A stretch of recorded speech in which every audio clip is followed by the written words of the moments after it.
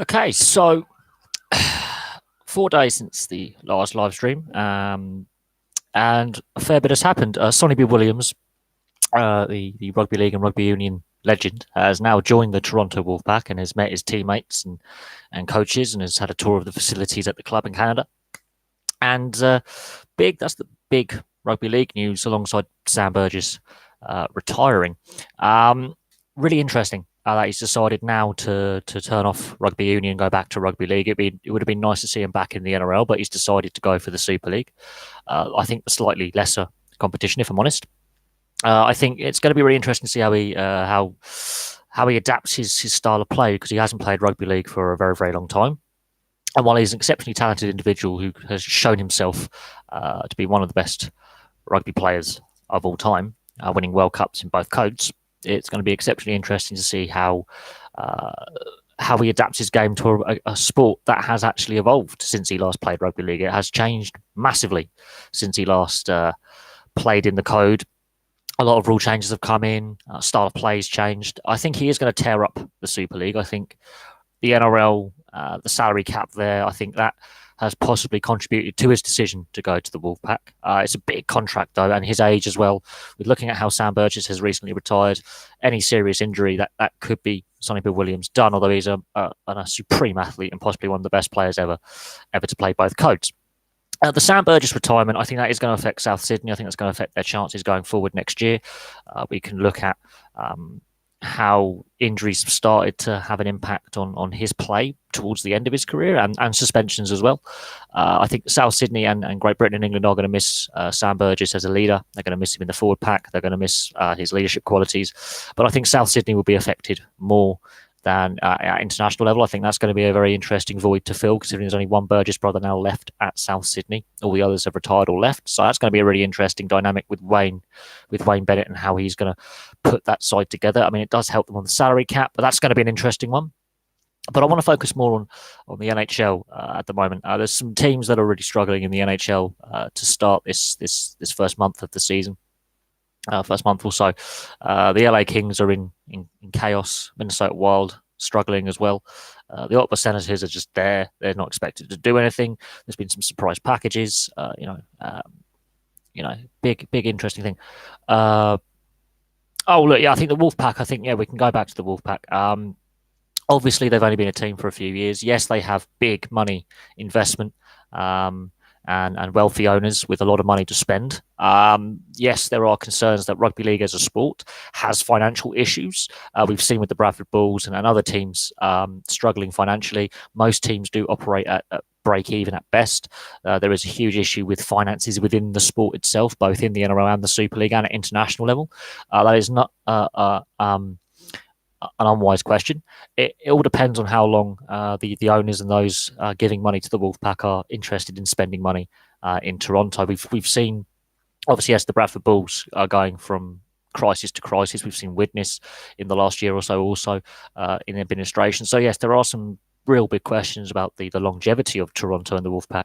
While they have got some big name players who have played for them and are playing for them, and Sonny Bill Williams going there is clearly firstly, they were the only team that could afford to sign him on the wages that he wanted. And secondly, I think it does help raise the profile of the sport in North America, absolutely. But yeah, there are concerns that if they continue along this spending spree, they're going to end up like other sports teams that have fallen afoul when they've overspent, overstretched themselves. And then where are we then? Rugby league, though, does need investment. It does need money coming in. It needs financial restructuring. We know this. We've seen over the years that crowds are diminishing.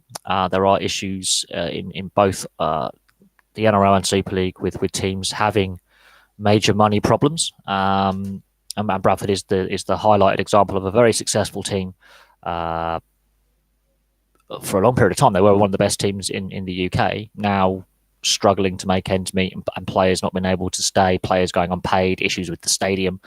And the RFL themselves are losing money. The NRL, a lot of clubs there have big financial concerns. We've seen with the West Tigers in recent years, Cronulla Sharks.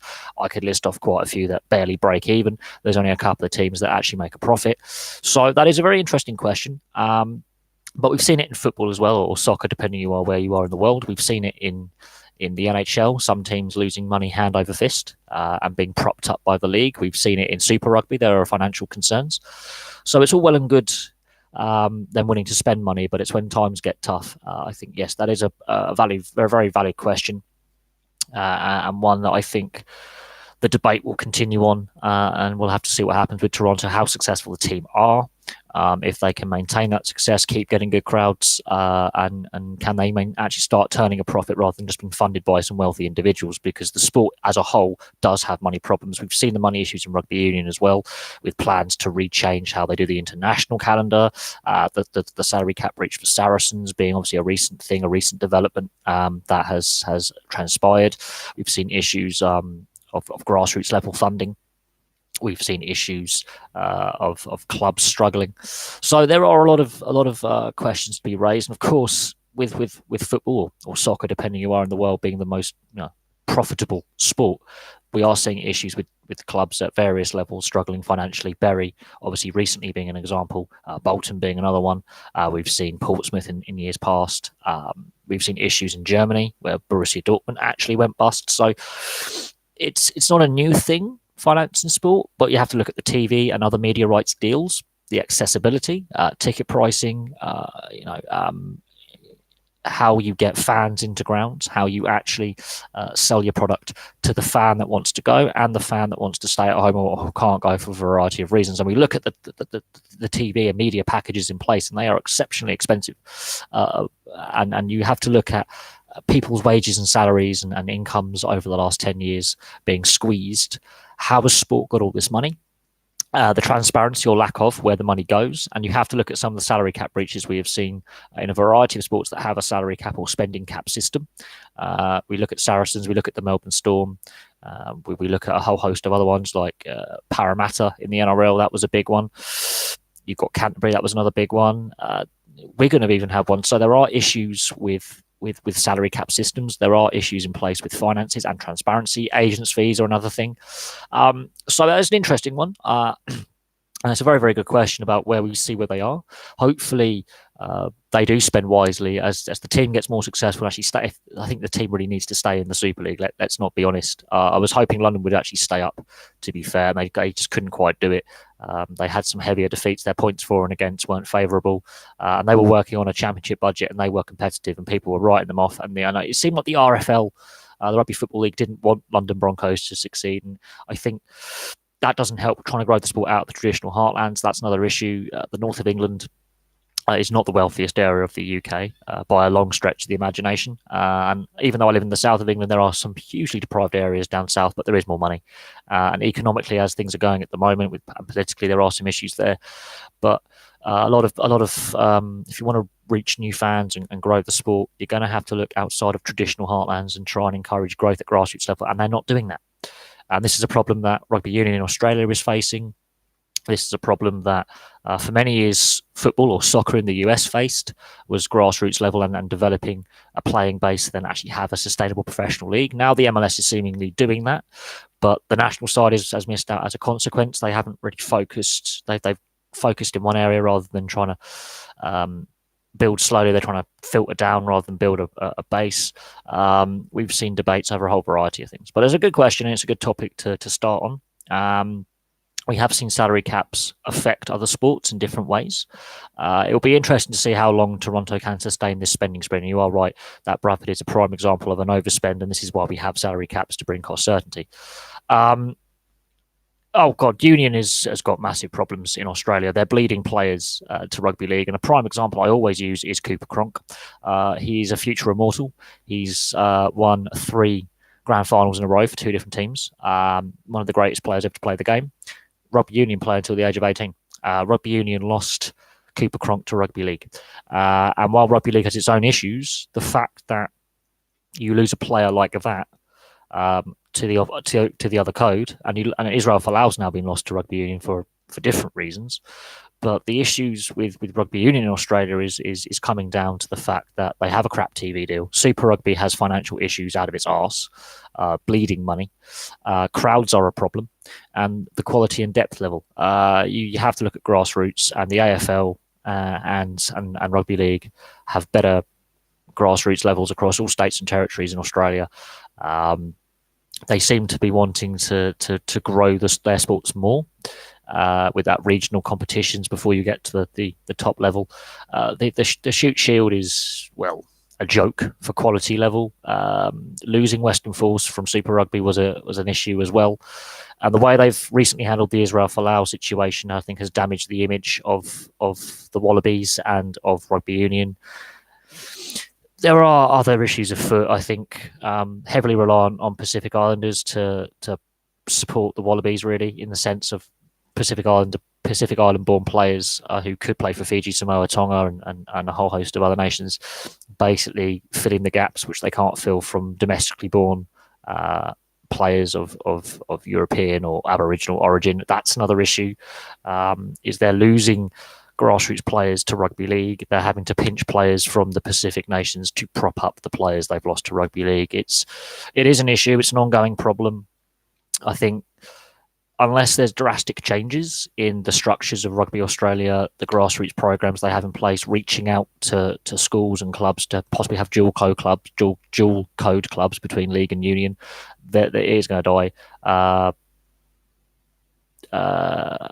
It's a problem. It's a massive problem. I think, yes, Super Rugby has got issues. The TV audiences aren't there. The crowds aren't there. I mean, yes, the All Blacks are a brilliant national side, and the fact I think that Super Rugby is heavily weighted towards the New Zealand teams as well. The fact they have 5 teams for a country of that smaller population, I can't see how that is sustainable long term. South Africa, they've only got 3 teams in Super Rugby, but they've got 2 in the Pro 14, bigger population, but even they're having issues sustaining the sport, even though they've just won the World Cup, and that's brought a country together and hopefully can bring a new impetus to South African rugby. The Jaguar is the only team out of Argentina. They've lost the Sunwolves in Japan, but the Japanese domestic league is actually pretty strong. But there are issues with Super Rugby that are far bigger than just Australia struggling or Argentina not getting out the group phase or whatever it may be. I think they've overreached themselves. I think the TV package they've got isn't great compared to other sports. As you say, what I would call football, what you would call soccer, is more popular domestically in Australia. Crowds are growing rather than shrinking. Even though they're not massive crowds, they are getting bigger. There's a big influx of European immigration to Australia in the last 50 years from outside of the UK and Ireland and things like that. So you've got a lot of Eastern Europeans, lots of Croatians, Serbs, Greeks. There are people from Eastern Europe who've gone to Australia. There's a big Eastern European immigrant community in Australia, and they love football. They also like ice hockey as well, and I think Australian ice hockey, they stream that on YouTube. They've decided, we're not getting any TV deal here. We're going to have to branch out and grow our sport, and there is an Australian playing in the NHL. So rugby union has a lot of battles to face. Cricket's got its own issues. Australian sport's in a bit of crisis over the last 10 years. There's been a few scandals that have damaged the image of the Australian sporting psyche. There are money issues, and there are other issues at foot when it comes to Australian sport. The Saracens salary cap breach.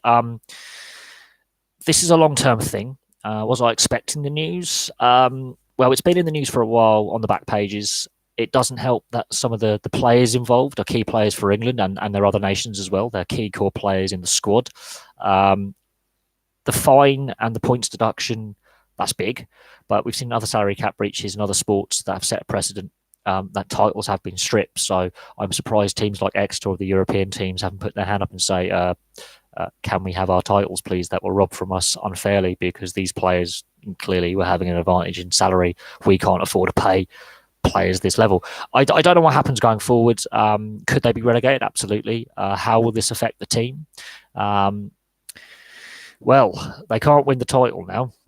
It's too much of an ask to get into the top half of the table and push for, finals rugby, the playoffs. But I think their goal is to avoid getting relegated. Losing all those points, that's a big blow. How will that affect the team as a unit? Bearing in mind a lot of these players have played at the World Cup, going to need some rest and recuperation over the next couple of weeks. There's some battered bodies in that squad. It's going to be tough for them. They have the squad in place to possibly get out of the situation. But I think a lot of the problem lies with some of the key players. They have to take responsibility for breaching rules. Agent transparency is another big thing, and the club management as well. We have to look at why they felt they could get away with this for so long. This is not something that's happened overnight. This has been a systemic breach of the salary cap rules for a lengthy period of time. And yes, Saracens are one of the richest clubs in professional rugby union, but this is a sustained, coerced effort to get around rules, and it meant had they not done this, they couldn't afford to keep all those players together. This is where you have to raise questions about how you can keep such a talented squad together for so long. I wouldn't be surprised if other clubs have done similar schemes and got away with it, but I think financial transparency in sport is something that is severely lacking, and rugby was seen as a sport of integrity until recently. I think this has damaged the integrity of the sport. It's damaged the integrity of some of these players. Whatever you may think of their antics on the field, rugby players generally are decent blokes, if you think about it. And I think it does seriously damage the image of the sport, which is a thug sport played by gentlemen. I think now you can say actually there's the public image sold when you're trying to sell tickets and get kids and families to watch games has been damaged at a time when public image is everything. You say something, you're fired. Look at Don Cherry in the NHL losing coach's corner. It seems people can't have an opinion. PR is a big thing when it comes to especially how a sport is perceived. And this does damage the image of the sport, absolutely. But rugby unions had a lot of image problems the last, I would say, couple of years. I think the World Cup was a real good thing, but in the build-up to the World Cup, the World Rugby was having a battle with the constitution, the nations that make up the World Rugby Board and things like that about the change and how they treat the Tier 2 and Tier 3 nations development. There have been some players who've had some antics off the field, and there seems to be more and more incidents of players not behaving in a correct way. Danny Cipriani being a prime example of a player who's had a checkered off-field history, but it's a thing. I at halftime, GB were beating Papua New Guinea 6 points, 10 points to 6, but they've lost every match on the tour. Yes, they're playing in Port Moresby, and that gives PNG a massive advantage over any other team because the heat, humidity. We saw this in the World Cup a couple of years ago when PNG played at home. They won every game. They play away from home. They lost that game. PNG's record at home is terrifying. If you are the away team, it's a brutally heavily. It's the temperature, it's the heat, the humidity. The crowd is always going to hate the opposition. I think, league's got issues as I've said, but I think looking at some of the I'm going to call them imported Australians that have been just thrown into the side. Yeah, Blake Austin's a brilliant player. Jackson is a brilliant player. But this is the issues of rugby league selection rules at international level. You can play for a multitude of nations. Blake Austin's played for Portugal. He's played Origin, city country Origin. So if you're British, you can't play that. In Australia before they got rid of city country a couple of years ago, which I think the NRL made a terrible mistake there, and the ARL made a massive mistake getting rid of city country Origin. So he's a rep player. He's played for Portugal. So I think that's a. But Wayne Bennett has been under a bit of pressure. In the fact that there's been some criticism of some of the players he's selected. Obviously, you've lost players like Sam Burgess to retirement. That's a big loss when you want that kind of leadership in the dressing room. A lot of these players play in the NRL and Super League at top level. They've played a lot of rugby league. But I look at the series against New Zealand a year ago with England and how they won the first 2 tests, but it was shaky. There were times where they looked really defensively all over the place, and New Zealand gave them 2 tough tests that they won, and then in the third test they were obliterated. So the warning signs were there that when they put this GB side together, there isn't much depth outside of England. Wales, Scotland and Ireland, the depth isn't there anymore, which it was 12, 13 years ago when we last had a Lions team. But it's not a good show. It is poor. Some of the mistakes the players are making are embarrassing. I think, having players like Blake Austin and Jackson in there, I think that hasn't gone down well with a lot of fans. But rugby league itself has had problems. It's losing crowds. Crowds are diminishing. The TV package isn't paying off. There are money issues as well. We've seen obviously Sonny Bill going to Toronto. The issues around that. But I do think that, yeah, there's a little bit of depth in Wales, but there's not as much as what there was 12, 15 years ago. I think rugby league in Wales has got problems. Scotland's a mess when it comes to rugby league. They for the last 12 years they focused solely on England at international level. The RFL, they really haven't looked at a GB squad. I think Wayne Bennett's under a lot of pressure. Both at club level and at international level, he's taken on, I think, a bit more than he can chew. I think, international level rugby league needs to be reorganised anyway. A bit like we have the Six Nations in rugby union or the rugby championship in down under in rugby union. There is a test calendar of these fixed competitions, and you have 12, 15 tests a year. We don't have that in rugby league. There's no universal rule set.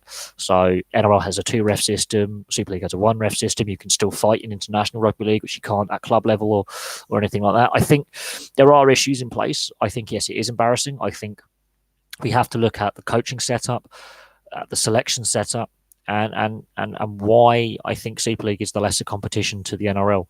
The NRL players play, I think, a more intense game. You look at those NRL players and they look knackered. And when the Club World Challenge, stuff like that, the NRL is dominating that bit of play at the moment. And last year, when we had we were 3-4 weeks into the season over here in the UK, we go over to play the Club World Challenge, and all 3 teams that went over to play the NRL sides who were still in pre-season lost. That tells you all you need to know about the state of play at the moment and the growing gap, I believe, between NRL and Super League. We saw it at the World Cup 2 years ago. That gap's still there. It's not been closed, so it is what it is. But rugby league as a sport, I think, has a lot of problems, mostly financially.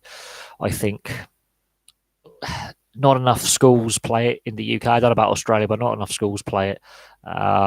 There's not enough youth clubs or amateur clubs, and the depth just is drying up. We're not getting the players coming through that we were 10, 20, 30 years ago. So when I was a kid growing up, there was a lot of players that I could name off the top of my head. Now, apart from the NRL players, some of the Super League players, I don't know who half these players are. The issue is, though,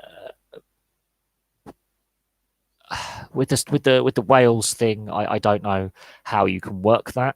Rugby Union Wales has got its own issues, but every attempt to grow league in Wales has been slapped down by Rugby Union. Rugby Union doesn't want to share the toys in Wales. That's a problem. I think we need clubs to be dual code, both union and league clubs to be dual code. It's the only way for both sports to thrive and the clubs to make enough money to sustain themselves, because we're seeing financial issues with both codes around the world. At club level and at international level. I think the only way for both codes of rugby to survive is to go dual code clubs. I think rugby league gets played in the summer, rugby union gets played in the winter. It's doable. Share the facilities, and you can keep fans coming in all year round. I think you can grow. I think that's possibly the only way it's going to work long term. I don't know. I mean, look at the growth of Major League Rugby in the US and Canada. First couple of seasons has shown massive growth. They got more teams joining. Crowds have grown from season 1 to season 2. The quality level's gone up. I mean, if Matthew Bastareaud is going there for season 3, that says they are interested in still getting prime talent, because Matthew Bastareaud is in the midpoint of his career now. I think internationally he's done, but he's still got a good 5-6 years left at top level playing. He may not be the best outside back in the world, but if you get a player of that kind of international standing who's played over 50 caps for his country, captain his country, and being a bit of a beast, going into a young developing league, that shows that there is growth there. We've got plans to bring in more rugby league clubs in the US and Canada. There is a semi-professional rugby league on the east coast of the US and Canada anyway. So it says to me that yes, you can do it. You can grow a sport if you get the pieces in place and have the willingness. I think the only way for rugby union, rugby league to survive long term is you've got to have the clubs like, let's say, Exeter, let's say Harlequins. Harlequins tried it with London Broncos. You need to have dual code clubs where in the summer they play league, in the autumn and winter they play union, and it just becomes more financially stable because you get fans turning up week after week for 12 months a year. It's the only way to do it. I think football's won the battle, or soccer's won the battle for fans and money, but hasn't necessarily won the battle for hearts and minds. I think there are ways of doing it. The TV deals could be better as well. They need to be renegotiated because at the moment they're not very favourable. There doesn't seem the TV deals haven't actually paid off as much, I think, as the clubs would have hoped. And rugby union, the professional era, it started off well, but actually there's been problems for a long time in sustaining the finances of the professional era of rugby union. It's not as rosy as people think. It's not as positive as people think. And other sports are starting to nick talent. They're looking at some of these rugby. The NFL are pinching rugby players and going, "We'll convert you." So some players are feeling let down by both codes and are seeing the NFL or other sports as a way to continue to be top level professional athletes. I think we've seen bobsledders who are ex rugby players. We've seen NFL and CFL as well in the Canadian Football League. So the baby equivalent of the NFL, pinching rugby players. Rugby players are turned off the sport and they go to a different sport to continue to be professional athletes.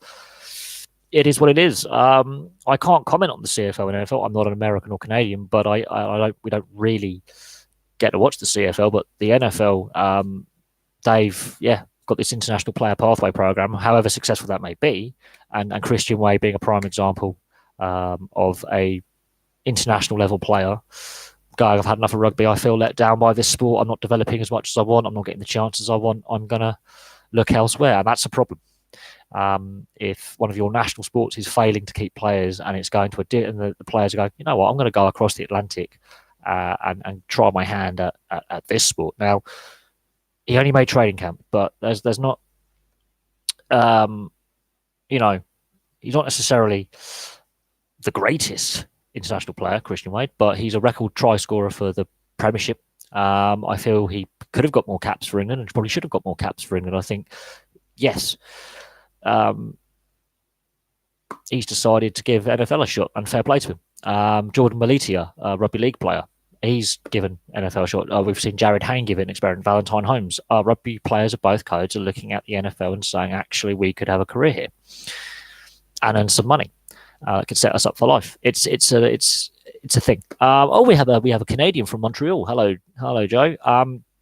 Yes, we do cover the NHL on this channel.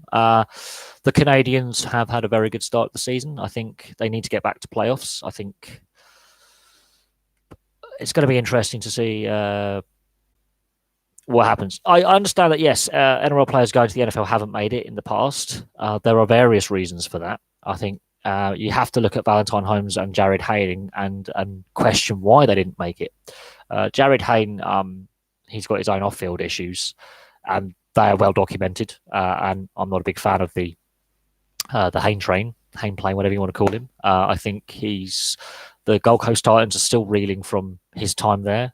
Parramatta, I think they're part of the salary cap issues was Jared Hayne. It'll be interesting to see, why, and then work out why it didn't work out. The 49ers coaching issues, a franchise in a crisis. I don't know how popular the NFL is in Australia, but the fact that a couple of players now have decided to make that step over and go into and give American football a try shows there are issues with the NRL and rugby league in Australia starting to lose players. But it's an interesting thing. Rugby league terms in Super League. There was rumours to be a team put in Ottawa as well, but Ottawa, as we know, as a sporting location, doesn't actually work as well financially as you would like. You look at the Ottawa Senators in the NHL; they have got some problems. Part of that is to do with links to the arena that they play in, and a lot of people of working age in the Ottawa area work for the government. They're civil servants. And there's been a lot of strikes in Canada. There's been issues with pay. And of course, there's been a few weather events that have caused damage to the city and the surrounding metropolitan area with flooding. So they've thought about an Ottawa team. New York, they've got, a team in Major League Rugby. New York is a big metropolitan area, sports mad. But there's only so much you can do to a location before you saturate. But there is a lot of interest in both codes of rugby in New York. It's a very cosmopolitan city, much like London. I think Liverpool, they've tried before and it failed. I think you've got St Helens up in Liverpool. Southampton,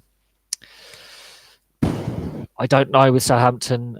Hampshire, it seems, while it does have ice hockey and rugby and football, Southampton, I'm not sure. I don't think that necessarily will work. You would have to look at um, the only way you could actually really work out if a team on the south coast or in the south of England would work is look what the struggles the Broncos and the Scholars have had over the last 30 years. I've done a video on the London Broncos and looking at their history and their lack of a home stadium long term, and the amount of chopping and changing and moving around and ownership changes. That's the London Broncos haven't had stability in their history. They started off in Fulham. They've moved around. They've played at a variety of stadiums. They joined up with Harlequins for a while, became a dual code club. They're playing in a tiny stadium in Ealing now. So the London Broncos is an example of, yes, there is a team in the south of England that has played most of its career, so to speak. It's most of its history in the Super League, and it hasn't been stable. It hasn't been stable. It's gone to one Challenge Cup final. It's got I think a record loss in a semi-final for the Challenge Cup. It hasn't had the biggest crowds. While there is a fan base there, if a city like London, a big cosmopolitan city, cannot support rugby league, even fleetingly, I think Southampton wouldn't work. A Spanish team, they have played games in the Nou Camp, but you have the Catalan Dragons, and they do sort of cover that part of France and Spain. I think you've got Toulouse as well. It'll be interesting to see.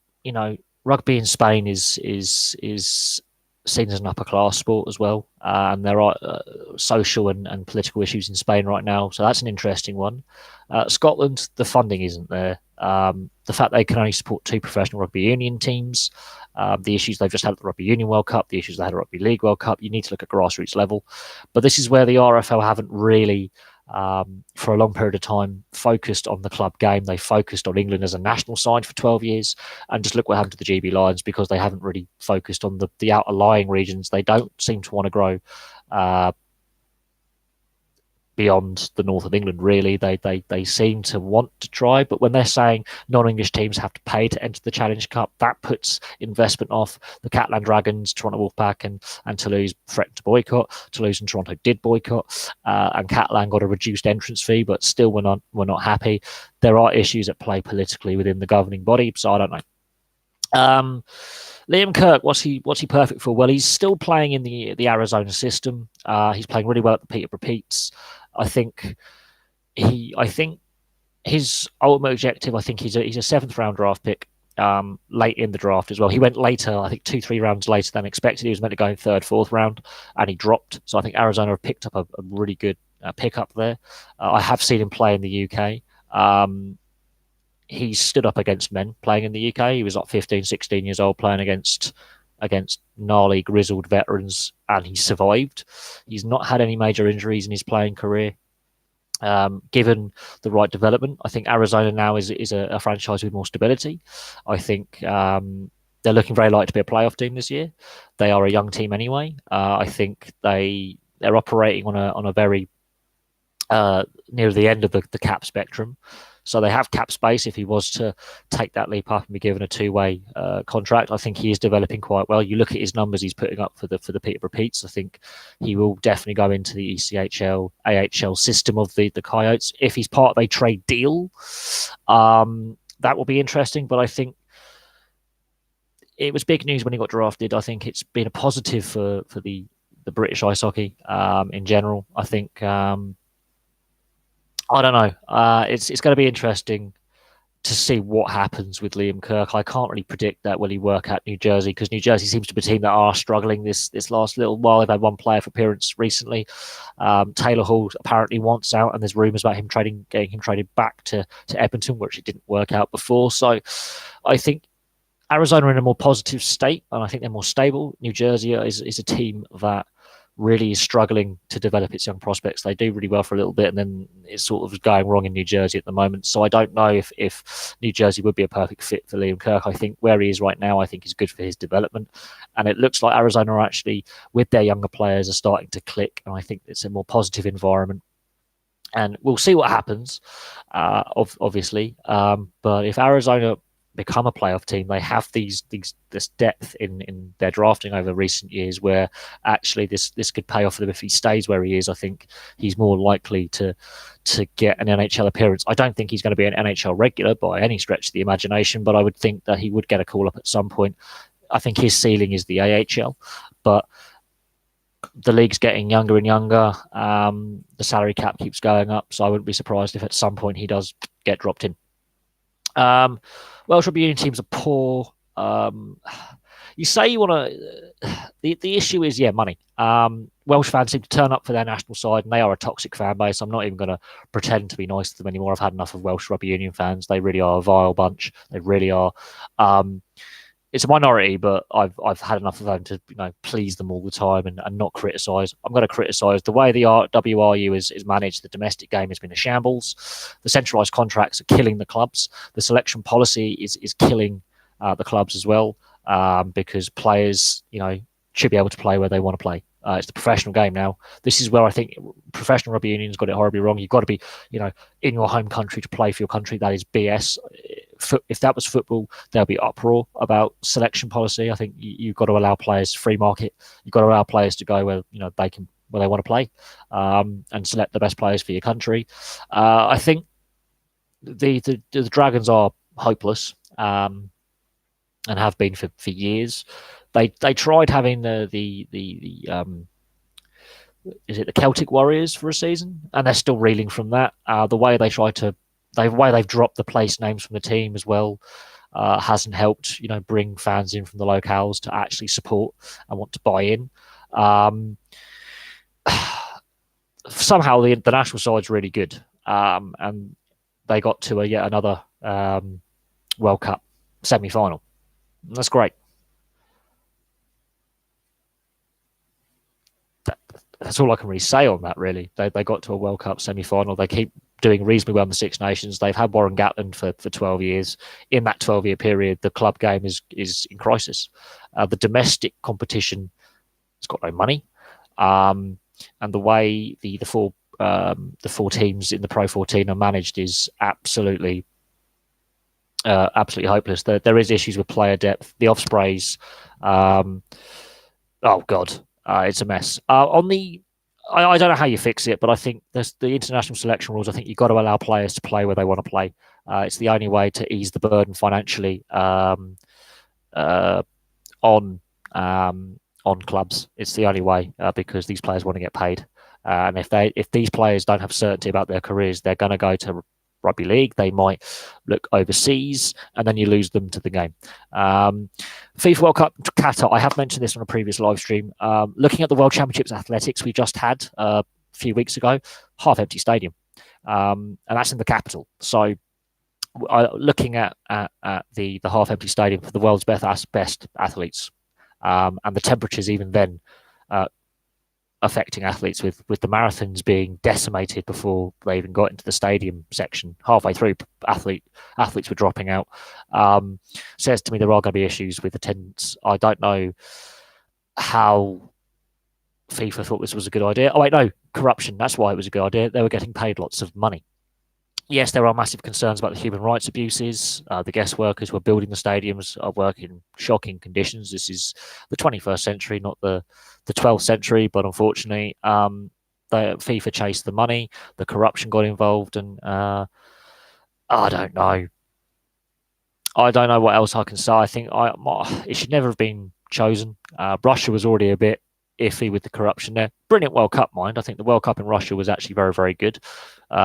But looking at how Qatar was selected, FIFA admitting there was corruption in the selection process, keeping the World Cup there, afraid of lawsuits from the sponsors. But the way they're going to have to change the time of year they play the tournament, looking at how the World Championship of Athletics, they had to pay people to sit in the stands to make it look like they could sell out the stadium. And the fact that at one point there was only 4,000 people in the stadium designed for 50,000, watching some of the best athletes in the world compete in their chosen sport is absolutely shocking and embarrassing. And all these sports governing bodies have got a lot of questions to answer about where they host these big tournaments, because lately there's been a lot of corruption allegations leveled at a lot of the organising committees. Even the Tokyo Olympics, one of the organisers there has been done for corruption. So even in a country like Japan, which is one of the least corrupt countries in the world, um, it tells you all you need to know about modern professional sport, and how money has actually destroyed the occasion. I'll be interested to see what the crowds are like, and I'll also be interested to see what the TV numbers are like. I hope a lot of people switch off and damage the brand that is football, because I think football's got so many issues, and the corruption and the lack of transparency in the finances is killing that sport.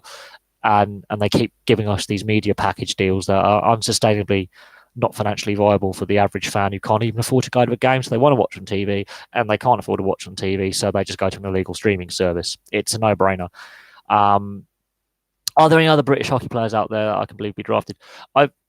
There are players about. I think the quality level of British ice hockey has improved massively, even before Liam Kirk was drafted, massively over the recent years. When the game became fully professional again in the mid 90s. Yes, there's been some financial issues to do with the professionalism, but now there's a TV deal in place for the Elite League. The second tier, where my local teams play, there seems to be more financial stability. I think, yeah, British ice hockey is definitely in a much better place than what it was pre 1996. There have been some wobbles along the way, but yes, I think player development. My local team, well, the team I follow, have had to bring in yet another development team. They now have 3 teams based out of the same rink, playing, feeding players up to the team above, because there's been such a surge of interest from local youth and even adults taking up the game again. You might have skated when they were a kid, stopped playing. A lot of interest has been created. They've reached out. They've got the a school zone thing where they give tickets to local schools at discounted or free prices to get kids interested in the game. So I do believe, yeah, the uptake is there, but it is a very expensive sport to play. You have to make a lot of sacrifices to get even to a decent professional level anywhere in the world, let alone the NHL. You have to make a lot of financial sacrifices to get to a point. This is where I think the double IHF and the NHL and the top leagues could give some money to these development projects and to grassroots level to ease the burden on families to get their kids playing. But yeah, I do believe there will be more British players out there who will get drafted in time. Absolutely. I think the quality level has definitely improved from when I started really getting seriously into the sport and watching. I think, yes, the quality level is massively improved. Can it be sustained? I hope so. But looking at how other sports are having massive troubles at the moment financially, and how we're discussing a lot of rugby union, rugby league issues financially, and these are sports that are less prohibitively expensive to get involved in, and they are much better supported and have more clubs and more professional players. There needs to be sustained development, is the best way to put it. Don't overreach oneself. I think a lot of what we're seeing with the financial issues in rugby union, rugby league, is these sports have expanded much more quickly than they could sustain, and now they're feeling the effects of overexpansion and a biased TV deal in favour of certain teams and certain events. Rugby World Cup might be Australia, yes, but at the same time, there are issues in Australia. Could it be? I think a nation like Argentina, a new nation who hasn't hosted before, could benefit more from having the tournament than a nation that has shown a disorganisation with the governing body, so Rugby Australia. There are issues with grassroots levels that need to be fixed that a World Cup just can't fix overnight. By 2027, could rugby union be completely decimated in Australia? The way it's going, they need to reorganise the governing body. They need to look at grassroots and why they are bleeding players to the AFL and NRL and rugby league and Aussie rules, because they've been losing players for 20 years. Why professionalism is struggling, and they need to look at Super Rugby. I think we need to get away from the traditional. I mean, the Japan World Cup I think was brilliant. But guess what? The Japanese domestic league is sponsored by big corporations, has been for 25 years. It's been overlooked for a long time. The Sunwolves didn't work because the domestic league didn't want to give up their best players to get injured in the Super Rugby format. So whether you could say it's a good thing for Australia, I think they've had a lot of World Cups. The only World Cup Australia hasn't had is the Football World Cup. They have the facilities in place. But I do think, sport in Australia right now is lurching from crisis to crisis. And I could give a list of the Australian sporting issues of the last decade or so that are actually affecting the image of Australian sport. There's some big problems in Australia that need addressing before they can even attempt, I think, to have a tournament of that scale. The Rugby League World Cup showed that crowds weren't necessarily what they could be. So a lot of fans are getting frustrated with how their sports are governed, run, development. There are issues at grassroots level. And Australia is a sports mad country, but there are issues with attendance at things, pricing things, and a few other things. Rugby union has had some good crowds. It depends on what kind of league you're looking at. The Premiership and French top 14 crowds are pretty decent. But especially the English Premiership is more of the South and Midlands, and France it's more the Southwest. So they're actually more regional. Whereas you look at other sports, it's actually a more national league where teams are strong all over the country. If you look at England, it's the West Country and South of England predominantly, and the home counties. Rugby Union, there's a few teams up north. Rugby Union and Rugby League in France is predominantly, although not exclusively, the Southwest. That's where both codes of rugby are traditionally strong. With a few teams in the north and northeast of France around the capital. So you have to look at trying to make it a national kind of. This is where football has won the battle of hearts and minds. This is where football globally is because every national league has teams scattered all over their countries at top level. This is where it seems to have won that battle of professionalism over the years. And whether you agree with football being the best sport in the world, which I do not, I think football has got a lot of problems to do with it. I think, the problems with rugby is that the professionalism hasn't filtered down across the globe. Some countries are still semi-pro at best. Yes, you do need bigger squads. The risk of injury is higher. They're trying to now control the amount of games players play in a season, player welfare issues. I think there's a whole host of issues at play. And yes, the lower levels just don't have the money. Plain and simple, they don't get the media coverage, they don't have the money, and the crowds just aren't there, which says to me that other sports are taking away those fans. So you have to look at what other sports have actually got higher crowds than the second, third, fourth tiers, and you look at the other sports. Ice hockey, ironically, is a faster growing sport in the UK and actually has higher average crowds than the second tier of rugby in the UK. It's a no-brainer that rugby is losing fans. And it's not sustaining fans. And it's also seen as a very elitist sport, which the upper middle classes seem to play. Upper classes, middle classes, private schoolboys. And that's not the case. A lot of the players who actually play rugby went to state school. They're from working class backgrounds, but it is seen to be elitist. And this is a problem that they've got to do with the PR. They are seen to be an elitist sport that is played by the upper middle classes, and the working classes play rugby league. This is what's causing rugby league to have problems, because they don't want to expand really outside their traditional heartlands and actually grow the sport in non-traditional areas where there actually is more money and more disposable income, where you could get the investment. And rugby union, even though it isn't, is seen as a public schoolboys game and played by toffs. And again, it's a PR thing, and neither code has really got the full public, the nation on side. And it's the same as looking at other sports as well. Who's the best goaltender in the NHL right now? Beddington is good. Beddington is good, but we have to see him have a second full season of success. But the Blues are a good team. They had an amazing run to win the Stanley Cup.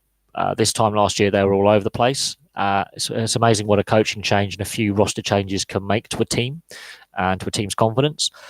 But there are quite a few. I think Hellebuck gets underloved because the defence in front of it, my team, the Jets, is poor, massively poor. But at the same time, they're winning games by hook by crook. But there are a lot of great goaltenders. To be a goaltender in the NHL, just to make it to the NHL level, you've got to be good. So to say there's the best out there, yes, you could look at stats, but then you've got to look at the players in front of them.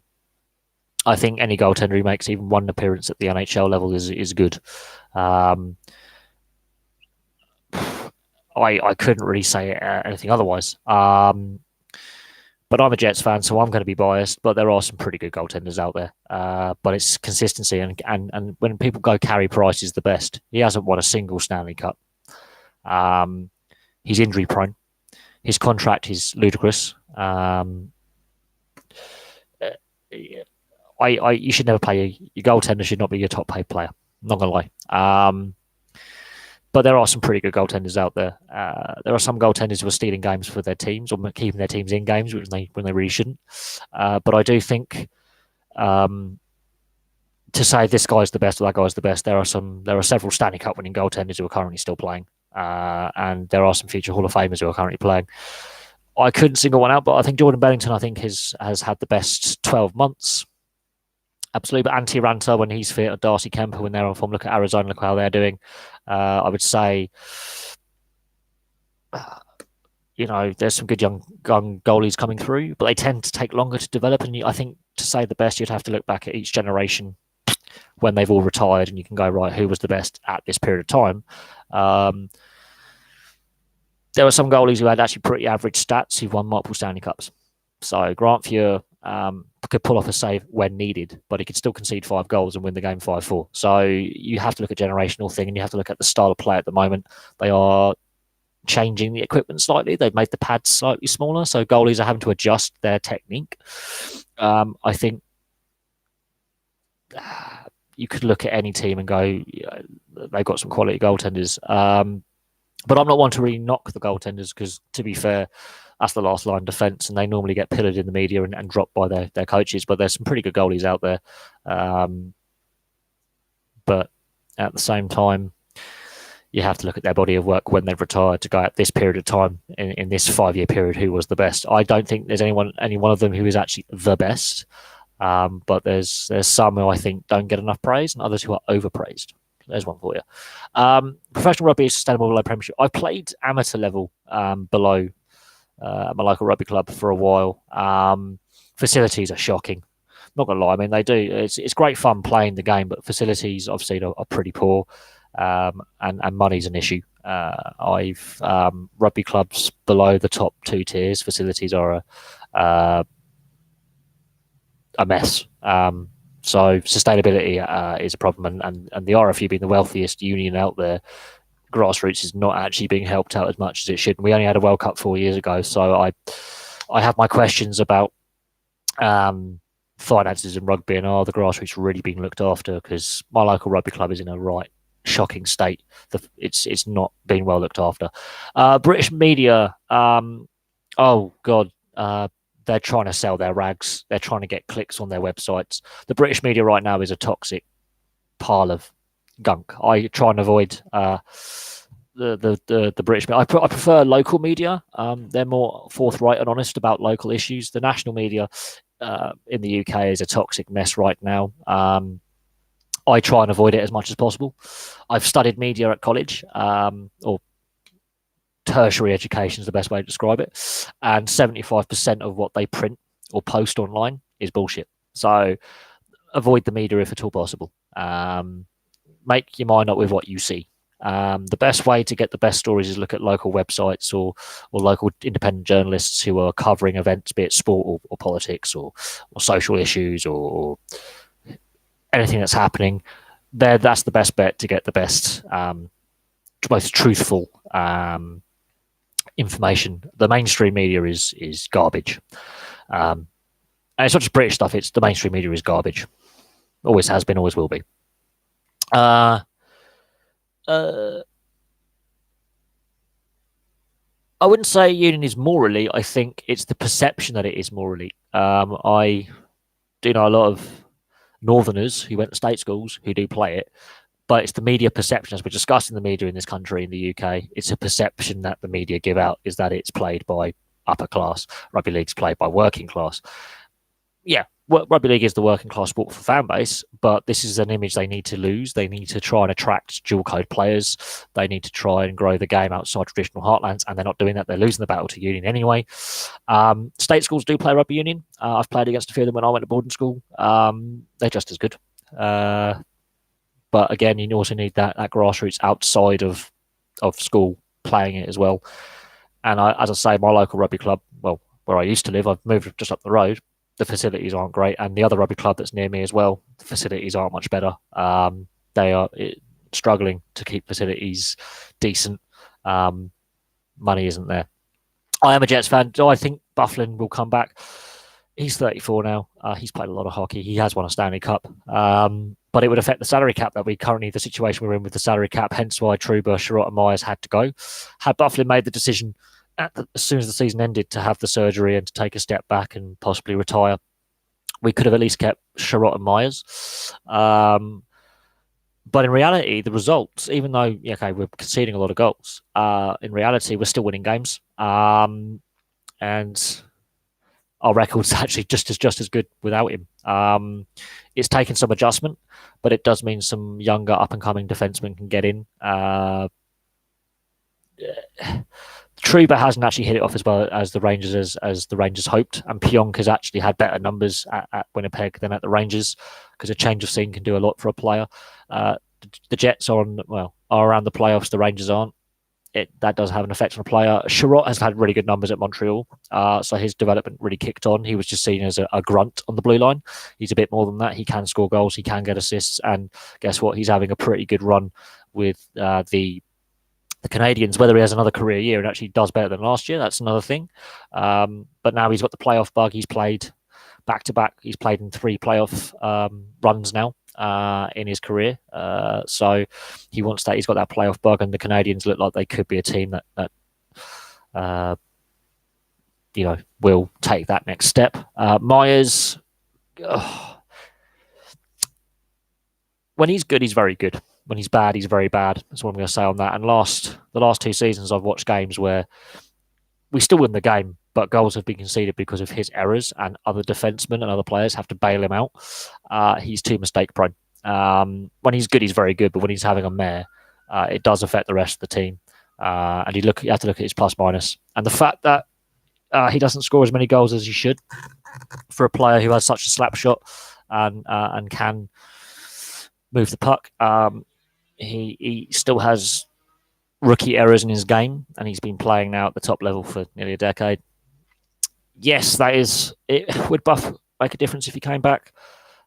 I think he's done, personally. I think it's a shame he didn't get to win another Stanley Cup, but I think the amount of hockey he has played in his career and the type of game he plays, that's a lot of wear and tear on the body. He can play up front as a forward. He can play in defence. He started off as a forward before being converted to a defenseman. He's an all-round player.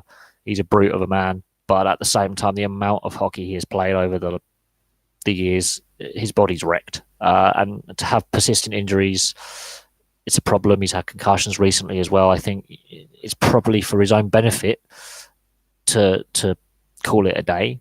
But if he does think he can come back, how effective will he be, considering he's taken so long out of the game, had a major surgery on his upper ankle, which is basically leg surgery? How will that affect his skate speed? Because the league's getting faster. And if he's lost a step as a defenseman, that's not good. So we'll see. But he's been a trailblazer for men of colour. He's been a trailblazer for those players from really poor backgrounds. He wasn't from a wealthy family. His family, he's a trailblazer in those respects. He's played at the top level in his sport.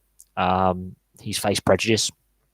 In that respect, he's one of my favourite players anyway. It's a shame that I think the way the organisation and the player and his agent and the whole situation has been handled. I think had he said it as soon as the season ended, as soon as we were at the playoffs, I'm going to take some time off, put me on long-term injured reserve, we could have kept Sherratt and Myers. Trouba was going to go anyway. And Trouba, I think, had worn his welcome thin with some of the fan base around the world, not just in Winnipeg, but around the world, with constant arguments about his contract and having to have bridge contracts every couple of years. I think the welcome was wearing thin. Amateur level rugby has nothing to do with class. No, it doesn't. But elite level, it probably does to an extent, not as much as you think, really. But at the same time, there are money issues within the sport, which we've discussed to death. Do you think Jamaica will be doing at the Rugby League World Cup? Look, it's nice seeing new nations develop and grow the sport. The issue is again money, and can they sustain and be competitive enough not to get embarrassed? Because that in itself doesn't do the sport's growth any good. It was nice to see Lebanon be competitive at the last World Cup and get to the knockouts. It was, or at least attempt to get to the knockout stages and be competitive. It was nice to see, the Italians play quite well. But again, they're using a lot of expats and players who parent or grandparent from country of origin. This is where I think they need to look at selection rules and growing the game at club level domestically in those countries, rather than just going, oh yeah, your dad used to live in Jamaica, or your dad used to live in whatever country and has this passport. You can play. They need to look at selection criteria, and they also need to look at developing grassroots game domestically. But rugby league doesn't have the money for that, and they need to get a far better TV deal around the world globally, because the NRL and Super League, Australia does what the Australian media does have a good TV deal with the Super League, and the NRL does have a TV deal of sorts over here in the UK, but I can just watch the NRL on a website for X amount of £100 a year or something every game, ad free, online, for a fraction of the price of the TV deal. So they need to look at the media rights and how they're selling it and how they're trying to grow the game globally, because there's a reason why it's the secondary code in my eyes. It's more fun to watch, but there's a reason why it's the secondary code. There are reasons why there are money issues in both codes of union and league, and it's partly to do with how you access the product and how other sports have got better TV rights deals where you can access the product. Winnipeg Jets that you see being as big factors on their main roster. There are a few floating around in the Manitoba Moose. I think any of the Manitoba Moose players could take that step up.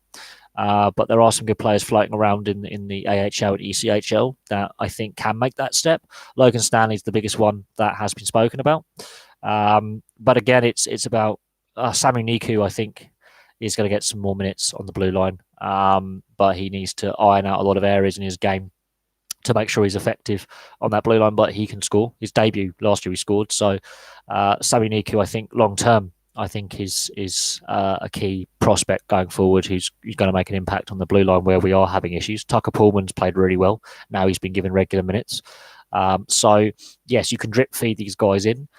Losing players like Brendan Lemieux and things like that, it is a bit of an issue, but Roslovic and Kopp have really stepped up and started scoring points and taking big minutes. So I do think, some of the younger players that we have, they have the right mindset to play for the team. And I think, long term, I think the Jets will, regularly be on the playoff conversation. And the Central's a tough division. It really is. So I think the Central's the toughest division in the NHL.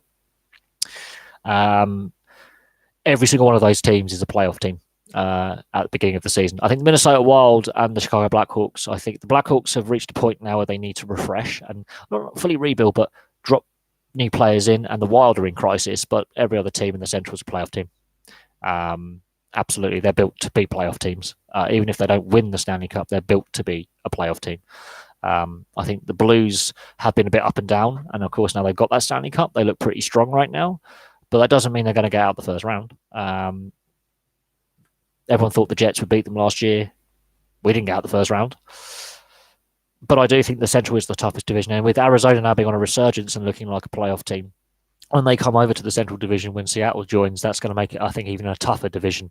I think the Pacific is the weakest. I think the Central is the toughest division, although the Pacific seems to have a bit of a resurgence with some teams. But I think, as it stands, the Central is the toughest division to play in.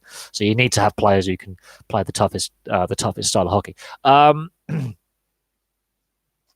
think, I think they do need to look at the selection rules, as I say, of rugby league. We can discuss the French, the Welsh, the English, PNG, New Zealand, Australia having, most. England, however, look at the GB Lions and look at how many Australian-born players have suddenly become British overnight and suddenly got British passports. It's the selection rules of rugby league internationally are a joke. So that's where I think the problems lie with rugby league being sustainable at international level until they grow the game grassroots level in the countries of origin of these players.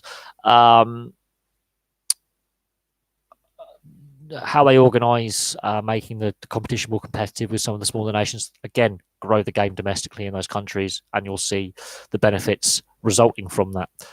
But again, money. Rugby league internationals were not very publicised. Most English people don't even know their national rugby team were playing.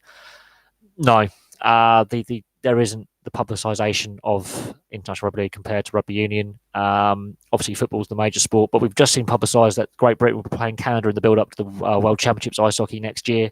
That's already been publicised 6 months, 6, 7, 8 months before the event even takes place. So the World Championships start in May next year, ice hockey, and Great Britain are playing Canada in a warm-up international. That's already been publicised, and we're talking 9 months in advance. Ice hockey seems to have got the PR game there. They've worked out this is a story. This GB side, even though they're not the best in the world, it's a feel good story in the ice hockey kind of world. And already TSN and Sportsnet have already been talking about Canada playing Great Britain in April, May next year. Work that one out. If rugby league can go, oh yeah, at the end of the season we're going to have this big international, because last year the games against New Zealand, the quality level was really good, the crowds were really shit. Not going to lie, if you can't fill out the whole City Stadium, the KC Stadium, and you can't even fill out, sell tickets for Anfield, because Anfield is a world class facility that I think should be on any sports fan's bucket list to go to Anfield. I've done it. It's an amazing arena. If you can't sell out Ellen Road, again, if you're a sports mad fan who loves sports, it doesn't matter if it's football, rugby league, rugby union. If you can't be asked to go to these big stadiums to absorb an international match, you're not a sports fan. They did not. I don't know what the ticket pricing was. They didn't advertise it very well. And half-filled stadiums in, especially Leeds and Hull, which are rugby league mad cities, is an absolute sham. It's a joke. So they got to advertise earlier. They've got to really grow the interest, and they didn't. So the organisers of these events need to really pull their finger out and work out, can we actually sell this product? Because the product on the field is brilliant. The fans weren't there. They do the Rugby League World Cup always just with crowds in Australia. Yes and no. I think, again, it's to do with organisation and really trying to sell the product, because if these are the only two nations that regularly host the tournament, the sport ain't going to grow. Plain and simple. If you give the Canadians and the Americans a chance to host it, they will literally PR it to death, that every American within 100 miles of a stadium will want to go, because they will just media it to death and PR it to death on the local media. I think Australians take it for granted that they're the best team in the world, and the Australian fans take it for granted. And England, the Rugby Union World Cup was far better advertised, far better promoted, and there was more interest because the media were on it straight away, because it's slightly less regional in England. They really sold that. Rugby Union has won that battle of hearts and minds, even if you think it's an elitist game or not. They've won that one. Do you think Eric Connery being picked up Arizona was a big loss for the Jets? Yes and no. I think goalie depth is a question mark for some teams, but I think Brossoit and Hellebuck actually are a better tandem than Hellebuck and Comrie. I think Brossoit is improved as a Jets player than when he was at Edmonton, but there's an issue with Edmonton with goalies being chewed up and spat out for 20 years. Although they're having a good season this season, I think Brossoit has played quite well. His numbers last year proved that he was actually better for save percentage and win to loss ratio. He had a very long win streak when he was in net. So I think he's a solid backup who could become a number one. Hellebuck is pulling games out the hat and winning games he shouldn't. And even Brossoit is now starting to pull games out the hat and winning games that we shouldn't. Comrie, I don't think he was developing as well as we would have hoped. But can he develop better in Arizona? Will he be given the game time? Not only in the AHL, but also in the main NHL roster. I think Darcy Kemper and Antti Ranta, if Ranta stays fit and Kemper can stay fit, he won't get much game time unless one of them is a bit overplayed. They become a playoff team. They do make the playoffs, or they look likely to make the playoffs. They might give him the odd game, but I don't know. I think both the Jets and the Coyotes have good goalie tandems that on their day can win a game when the team in front aren't playing very well. And we've seen with Darcy Kemper that they nearly made the playoffs last year without Antti Ranta. He pulled off some good numbers there. So he hasn't been getting the game time at the NHL level, but I think at the AHL he's a pretty solid goaltender, and that will build confidence. But again, it's what makes an NHL level goaltender? Is it in between the head, or actually what they do? Like, is it a confidence thing? Is it just generally getting game time? They've got to give him game time if he's going to be an effective backup, rotate backup, or a future starter. He has to get games. He wasn't getting that opportunity because the two guys in front of him are far better. It's plain and simple. So when you've got, and goalies tend to develop at different rates and tend to peak later than other players as well. So there's a lot of pressure put on the goaltender because when, let's say you have a sloppy goal against, he gets pillared by the press, he gets pillared by the fans. You forget about the players in front who've been playing crap all game and they ping out the goaltender. This is why Carey Price's contract for Montreal is such a stupid contract, really. They've overpaid him. I do think, yes, they were, again, you mentioned financial concerns, and this is the issue with rugby league. I know I'm swapping over from sport to sport here, but rugby league, money. Money. This is where I think the sponsors need to step up a little bit and put the money in. And they need to find a way to financially make the sport better than what it currently is, because what it currently is financially a mess. And if the Toronto Wolfpack can continue to, if they can win games and actually stay in the Super League next season and survive and stabilise themselves and become a solid Super League side, that can go a long way to increase interest in the US and Canada. No. South Africa were decent in 2010. I'm not saying they were bad. They were decent. But I think South Africa had peaked as a team at the Confederations Cup where they played really well. And they had peaked as a group and they were on the downswing. I don't think South Africa were a bad nation to host a World Cup, but I do think Qatar will not be on the same level as South Africa. Not even close. Football in the black community in South Africa is a massive sport. Crowds are pretty decent and fans love it. Qatar, Christ, I don't know. They're going to be woeful. Absolutely woeful. They're not even going to be on the same level as other teams. They're really not. No, not really. Not really. I'm used to having multiple questions on multiple sports coming in at the same time. In the summer, it's cricket. Gets a lot of questions. To be honest, there are certain sports that I prefer more than others. We're not getting the soccer questions or the football questions. So the English Premier League, we're not getting that. And we're on the international break and we're not getting any football questions or what you would call soccer questions at all, which is brilliant because I hate talking about football. I've got to the point with football, as you would call soccer at this point, where I hate it so much with all the corruption and all the issues with the VAR and is the tech working and all this stuff that I've just got bored of it. I think it's too expensive to go watch. Even though I live 15 minutes away from the local non-league football team at Maidenhead United, I used to live 5 minutes away from Bracknell Town. So I live quite close to a lot of semi-professional soccer teams where I live. It's the money side of it, can't afford it. I mean, I'm wearing my favourite team's football shirt underneath, which, I've had for nearly 13 years now. I got that 13 years ago for my birthday. That's how old I am. I haven't been to a football game in over a decade. Or soccer game in over a decade. The players are massively overpaid for what they do. The behaviour of the players off the field really is, if this was rugby league or rugby union, they'll be bringing in rule changes for player behaviour like that. And they're two sports that do have player behaviour issues as well. The image that the sport has, I'm kind of glad that I'm not watching it as much as I used to. And I'm not invested in it as much as I used to be. I think I've got to a point now where I'm feeling a little bit, this sport has got a lot of issues with it. I'm not enjoying it as much. The quality level, I believe, is less than what it was a decade ago. I honestly believe the quality level of football we are seeing, or soccer, if you want to call it that, is far lower than what it was a decade, 15, 20 years ago. I believe that. There are issues with finances. There are issues with a whole host of social problems that go with it. Violence, racism, sectarianism. And it saddens me that a sport I used to love playing and love watching, I don't anymore. But financially, I can't afford to go to even a few games a season.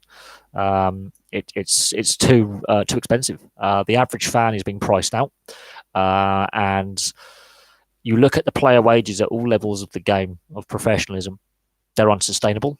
The TV deals or the media rights deals that are sold to us, that the fans are financially unstable and unsuitable as well. They're not sustainable long term. The attendances aren't what they could be. There are issues with fixturing, governance, corruption, and it's got to a point now where there's so much negativity around the sport and so much around the sport that is not positive that I think I'm out. I don't really follow the draft prospects as much because at the end of the day, they're kids. The oldest I think you can be in the NHL draft is 25 before your class is an overager. And there's very few lads in their mid-20s that get in the draft these days. So I think the average age is about 20. There's a lot of people put a lot of emphasis on the NHL draft, a lot, and then when the lad doesn't develop as well as he could, and bombs and doesn't make it at the level, considered a bust. He still made it to the professional level and still played games. For me, that's not a bust. That's a kid who's reached his ceiling. I think there's a lot of unnecessary pressure put upon the draft prospects. I don't follow the draft as intensely as other YouTubers who follow the NHL or fans. I really don't. I wait to see how they play at senior level. Until they have played at senior, this is the North Americans. The European players generally, I think, are better suited to get into the NHL off the bat because generally they've played at senior level for a couple of years and they've played against men. They know how physical the game is when you're playing against men. The US and Canadian born players, a lot of them haven't played senior level, be it even if it's the SPHL or ECHL, they haven't played at that senior level where they're playing against guys who've been fully professional for 10, 15 years, who are missing teeth and probably have brain damage and are gnarly veterans. They're not playing against those guys. This is why I don't put too much stock in the draft. I really don't. Bear in mind, I have seen Liam Kirk play again at senior level before he was drafted, and he was playing at the age of 15 against men. This is where I start. How do I put it? Appreciating what they do. I've got friends who play the sport at various levels. I've got friends who play rec beer league hockey, and they have fun doing it. I've got friends who play semi-pro and pro level in this country, in the UK, who play the sport. I think the sport evolves. And what we're seeing lately is less disciplined, more goal scoring, younger players. Because we've had a couple of good draft classes. We could have some real bad draft classes where the quality level isn't there, and then you're relying on veterans more, and the gnarly physical style of the game with more fighting comes back. So the sport has evolved and fluctuated. And in recent years, we've seen a lot more skill players come through. But that's because we've had some pretty solid draft classes. That's not always going to be the case. And there are issues with sustainability of the sport at grassroots and getting kids to play because it's so expensive. And this is where I think the NHL and the IIHF and the other big top leagues need to put some money into grassroots youth teams to make sure that they are sustainable and that the costs are partly met by the league to help players develop, like a player scholarship kind of pathway system, because that's where I think is more important, is keep the game sustainable in Canada, in the US, in Europe. The big leagues, the big clubs need to give some of their profits back into developing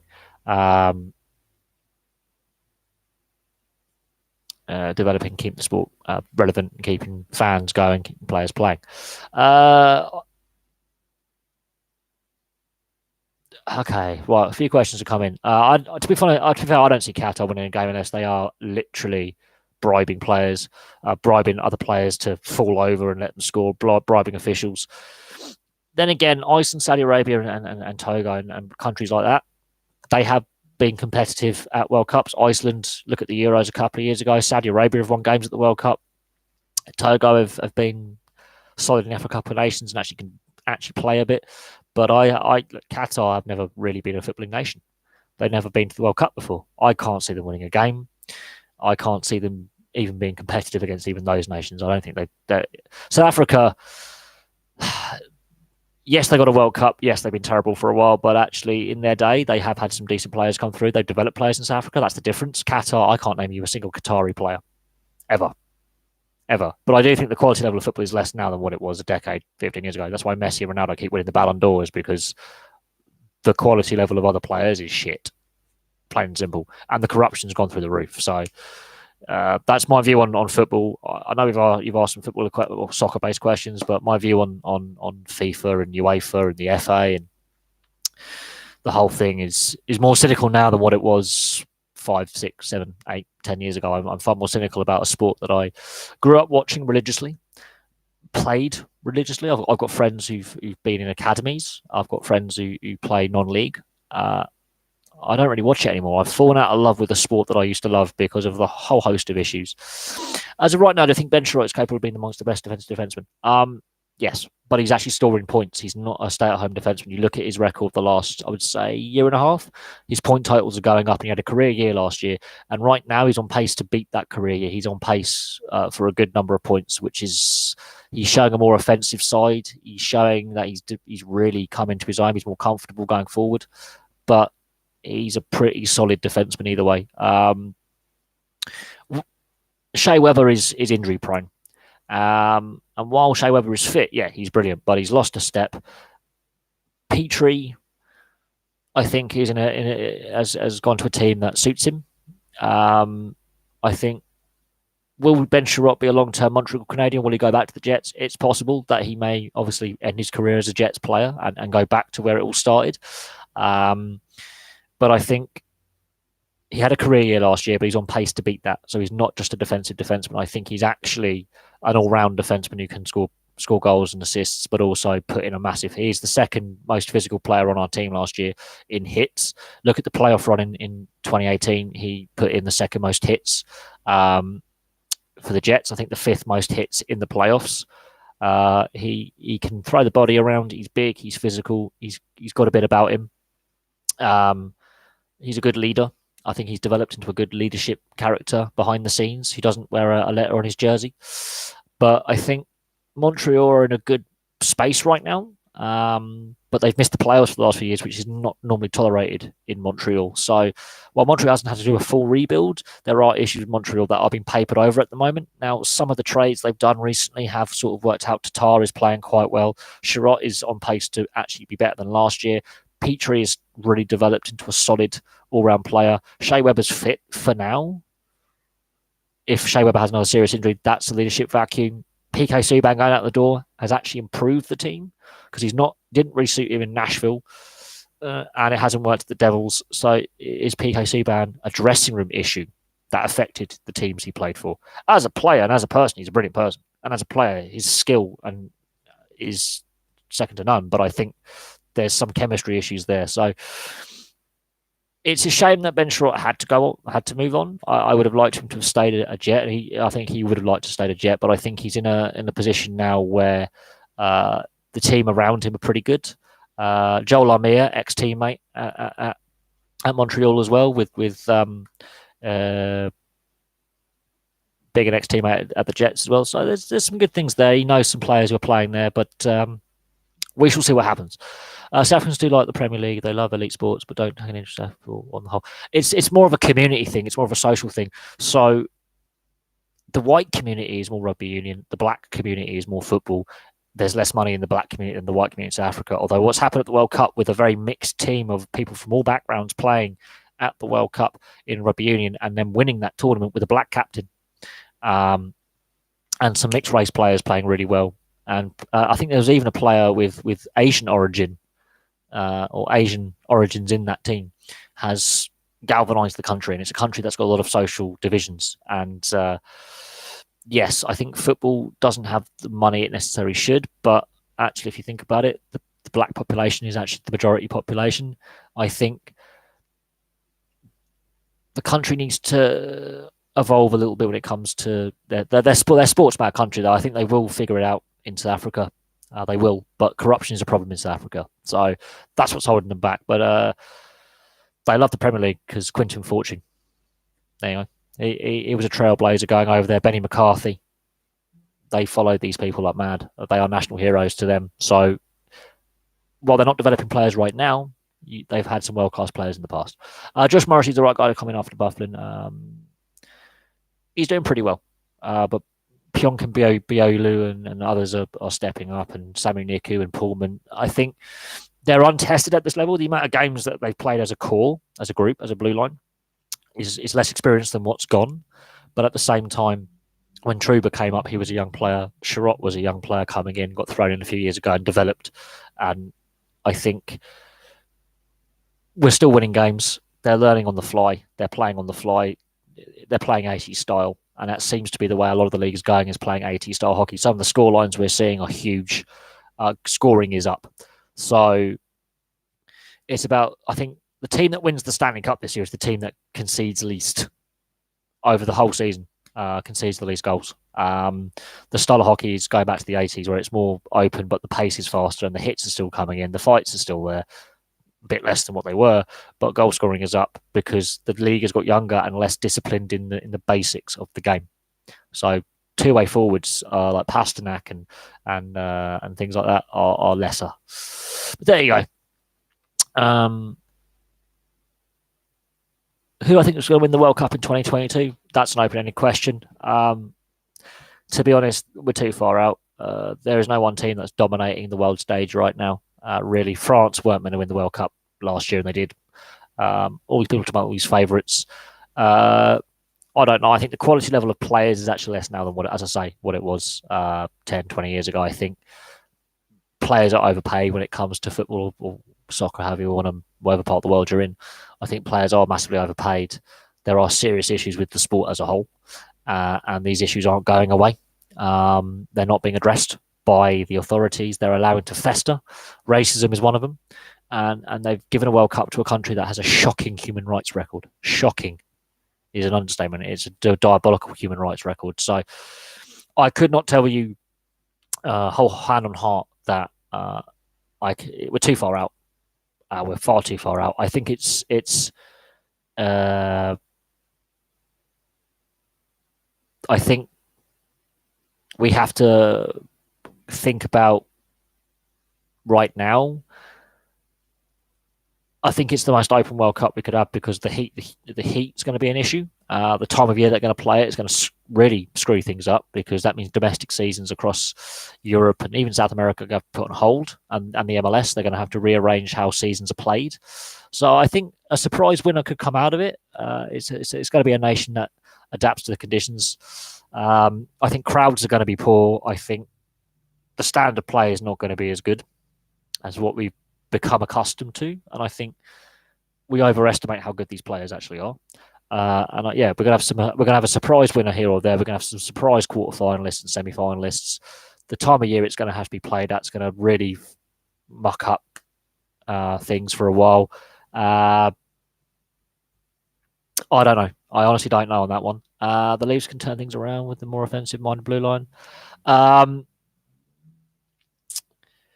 South Africa, they are sports mad, and success is a part of that. The football team the cricket team and rugby teams are pretty successful. Football, less so, but they are still capable of fielding teams in their domestic league and packing out stadiums. So I think the success will come. The Leafs, can they turn it around? They are having problems with their back-to-backs. They are having problems. Their record isn't as good as they would like. I think Carl Dubas is the wrong guy to be general manager.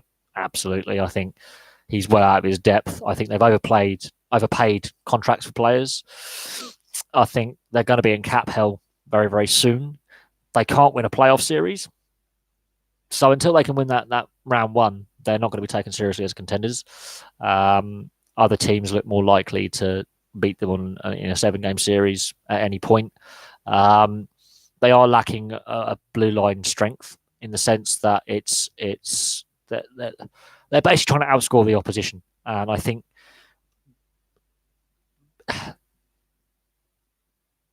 they're just not consistent enough. They're right. I mean, Hutchinson's is given the wrong games to play in, so they've got this new guy whose name I can't pronounce to go in goal. That's suicide, in the sense that you've got an untested rookie goalie as your backup playing against the Penguins tonight. That's just asking for trouble. Even though the Penguins are without Crosby and Malkin's not 100%, the Penguins know how to win Stanley Cups. The Penguins know how to win playoff series. The Penguins are a real solid unit. I can't say any more than that, really. I think the Leafs have overpaid their their star players, and they don't, and they're giving out on the media, oh, we've got all this star depth. They really don't. They really don't. There are holes in that lineup. There's a lack of grit in that lineup, for a better word. There's a lack of that guy who's willing to drop the gloves. So losing Martin and Kadri were mistakes. They're trying to play like the sweet, sexy game without having a physical presence to back it up. So other teams don't fear them, like fear going into Maple Leaf Gardens going, oh, not only are we going to be outscored, but they're going to physically beat us up. Teams don't fear them physically.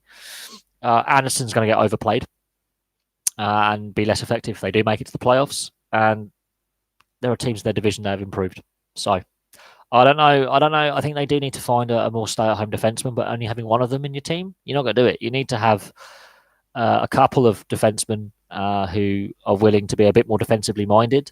Look at the San Jose Sharks, Carlson and Burns. You don't need two defensemen who play exactly the same game as a partnership. They can't defend. They're just a traffic cone. Players just skate around them. They're not defensively minded enough, and San Jose are in a mess. They're starting to win games now, but they're in a bit of a mess defensively. You need a defenseman who can be a little bit more conservative in their play.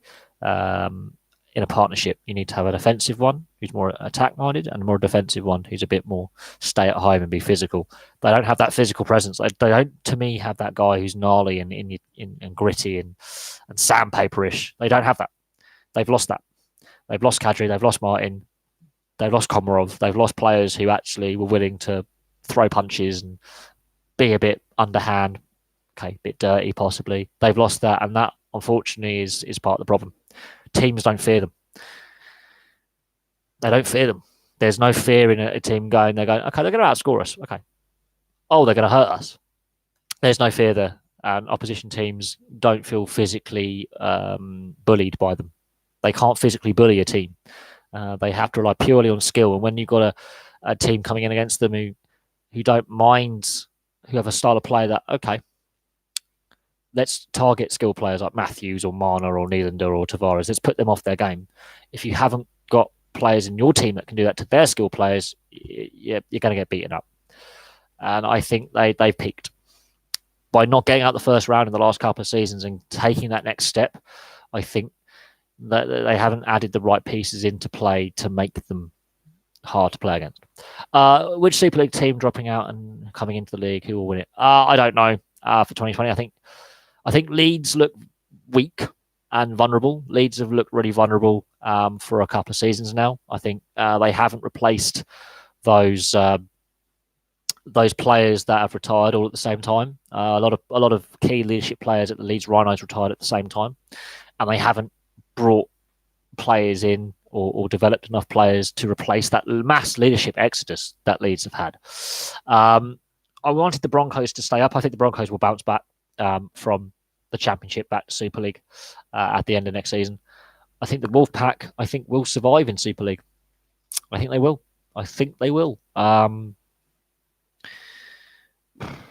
But at the same time, Rugby League has massive problems. So I honestly, I don't know. A lot of questions on the Toronto Maple Leafs. Freddie Anderson's going to get overplayed this season. Now that Hutchinson's been waved down to the AHL and the young rookie's been brought up. Yeah, I think he's going to get overplayed. He's behind a defence that can't defend. And their only option is to outscore the opposition. But they're not doing that. And they're throwing leads away. They need to really have a couple of players that come in that are gnarly. They need to have a bit more of a physical presence because they're not bullying teams, they're being bullied. And I don't think Freddie Anderson's the problem. I think he gets unfairly slated in the media because the defence in front of him is so porous. He's facing more shots or more quality chances than he should be facing. And because they're playing him in the wrong games in a back-to-back, it should be Hutchinson playing the weaker opposition and him playing the harder opposition. He's playing the weaker opposition and getting false confidence, and Hutchinson's been thrown to the wolves and basically slaughtered. I think Hutchinson's a better goalkeeper than his recent numbers suggest. I think it's a confidence issue with him, and I don't think he's been treated as fairly as he should be. But Garrett Sparks going is a mistake. That's a massive blunder on the Leafs' part, and they don't really have that backup who can step in to be a number one. They really don't. I think Hutchinson's confidence is shot to hell. He proved that when Andre Pavlik was injured that he could be a solid stand-in for a while, and he was the reason why the Jets got the 2015 playoffs. After that, he was not used correctly, and his confidence just disappeared, and he was being bounced around the league. But no, I think if Freddie Anderson gets injured, the Leafs have had it. They really have. Their defense is just not capable enough to defend, and they're reliant on two lines. They can't roll four lines. They haven't got the physical presence necessary to rough up teams or bully teams a little bit. They get bullied. So I think they could be in for a tough season. I think losing Matt Martin and Nazem Kadri, if they've lost that spice, losing Komarov, they've lost that grit and two-way forward. It's hurt them. I think Dubas wants to play this sweet, and Babkov want to play this sweet, sexy, skill-based game with no physicality, and it just doesn't work. So I think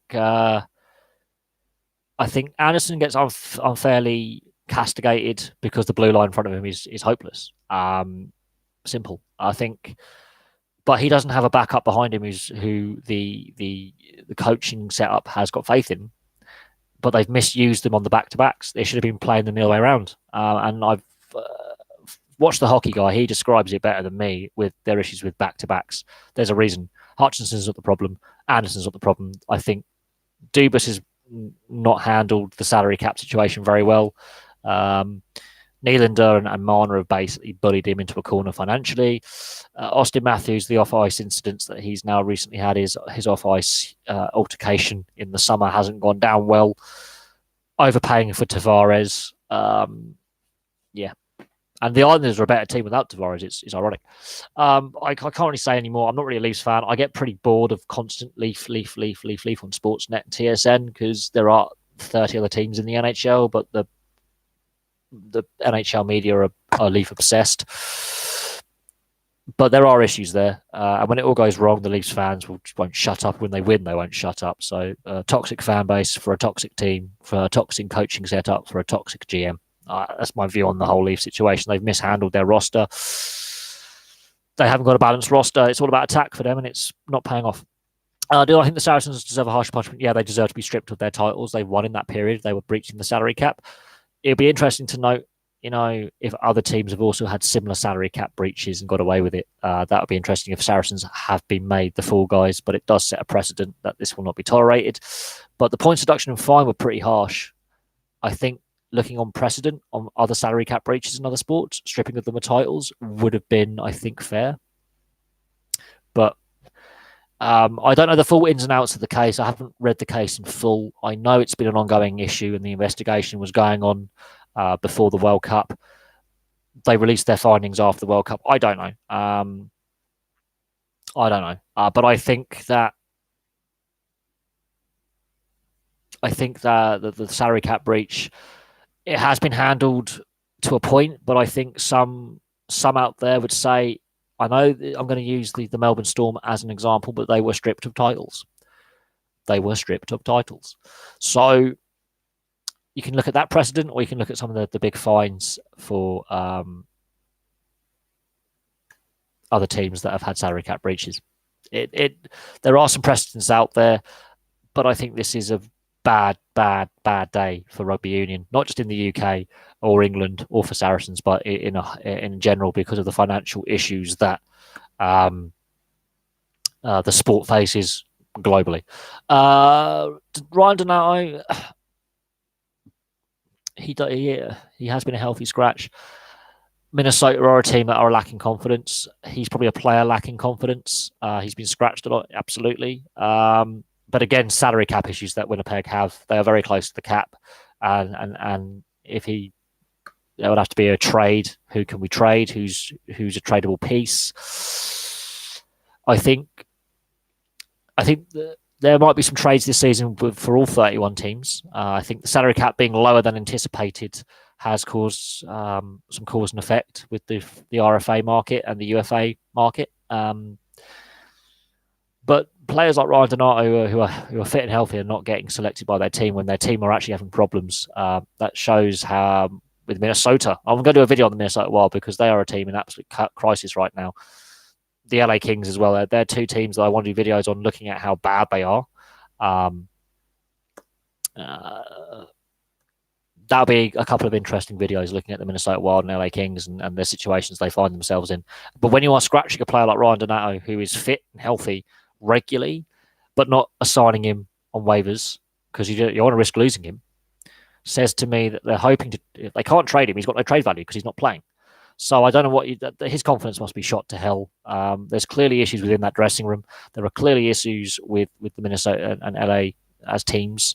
But when a player's low on confidence like that, and he obviously will want to put in a trade request, but then he's not playing, so he has lesser trade value than if he was playing minutes. And it's a thing. I think he will find a way out, but Minnesota don't want to lose him on waivers. They want to get something back. They've got to play him. Bruce Boudreau has to play him in order for him to be trade bait for another team. But I don't know if my team are the perfect fit for him. We've got salary cap issues. We don't have a lot of space. That means we're going to have to trade a piece out. But who do we trade out? Because at the end of the day, we're winning games. We're in a playoff position.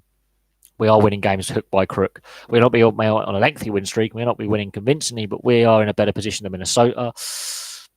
I don't know. I don't know what you do there. I don't know how you fix that kind of problem with a team like Minnesota. I think Winnipeg, the players, the defense core is the weakness, but at the same time, we are still winning games. And these players are getting key minutes in their development and are playing games and are getting better. And I think it's a wait and see thing with our team. We are doing better than people expected. We are a playoff team right now, but we're only in November, the midway through November. So until the festive period and the run up to the trade deadline, I'm holding my hands up, going what St. Louis did last year with being so bad in January to where they went on to win the Stanley Cup. It's the most open competitive league there is. Who will go down in the English Premiership Rugby? Saracens' point deduction has really thrown that open to question. Will be better. It'll be. I would say wait till after Christmas, New Year, and then you'll have a better assessment of which teams really are nosediving in form. But because of the fact that so few games have been played because of the World Cup and the delayed start to the season, and Saracens' massive points deduction, it throws up the relegation battle up into the air. It really does. So I don't think I can definitely tell you who's going to go down. But I think that the Saracen situation does make it a far more open and interesting relegation battle. If they get relegated, that will be interesting, the repercussions from that, because they're saying they've done no wrong. They haven't actually appealed the decision, though. So they're standing by, stating their innocence, but they've accepted the punishment. So I don't know what you would be able to do with the Saracen situation, but it has painted rugby union in a bad light, because rugby union was seen as a sport that had a better moral code than others, that seemed to have more transparency than others financially. And now it's turned out that actually, nah, we're just as bad as football. We're just as bad as rugby league. We're just as bad as the NFL. We're just as bad as the NBA. All these other sports that have had Major League Baseball, you name it, motorsport, all these other sports that have had such negative stories about them when it comes to financial conduct and transparency. Rugby union was one of those sports that had always held its hand up, hand up and head held high, saying we are a much better moral sport morally. We have less controversy in our sport. We're a good sport to support because we are an honest sport, and really, no, that's damaged the image of rugby union badly. Nathan Bailey, he's getting minutes. He's getting game time. He's not playing badly. He's part of a winning team right now, even though defensively on the weak side. But I haven't seen enough of him over his career to really make an opinion. I'm not insanely mad about the teams that I don't follow in the NHL. So I follow the Jets, favourite team. Coyotes are my second favourite team. I like what's going on in Vegas, so I've got some Vegas gear. But I'm not religiously fanatical about the other teams, but I watch a lot of games. Less games than I would like because of my work and my work hours and having to get up early in the morning, go to work here in the UK. I have to leave my flat at like 4:45 in the morning and go to work for 6. So, and my hours of work, by the time I get in, I want to go to sleep. I'm still trying to sort out my TV and see if I can get TV sorted because the previous tenant breached the tenancy agreement. So I don't know if I can have that satellite dish that he's left up on the roof. But it's an interesting one. I think he's still playing in the NHL. Not every first rounder is a Connor McDavid. He's getting good minutes. He's part of a team that's winning at the moment, a team that's got a winning record. So that's going to help his confidence. And of course, I think Paul Maurice is one of the most underrated coaches in the NHL. I do. He's coached a lot of games. He's won a lot of games. He's, I think, in the top 10 now for coaches for wins. He's in the top 10 for coaches for games coached. He's part of an organisation that has a positive feel about it, with a fan base that will continue to sell out MTS Bell Arena. I think, well, we haven't sold out every single game. We've got good attendance for a small arena. We pack it out. The atmosphere around the team, even when the team isn't winning, the fans don't get on the players. I think it's a hockey mad city. I think he's in the right team or the right franchise going forward with the positivity that the franchise has had and the growth the franchise has had. I think he's in the right place to play his hockey. I think he's in the right place to develop his game. And not every first rounder is a Connor McDavid or a Mario Lemieux or a Wayne Gretzky. They're not all going to be superstars who score 100 points a season. They're not. They're not all Bobby Orrs if they're defensemen. But he's playing in the NHL. He's playing for a playoff team in the NHL. He's playing good minutes. He's playing with some good players. He's playing under a very good coach.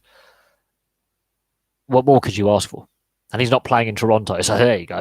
There's less media attention. There's less pressure on these players playing outside Toronto and Montreal. That's possibly helping.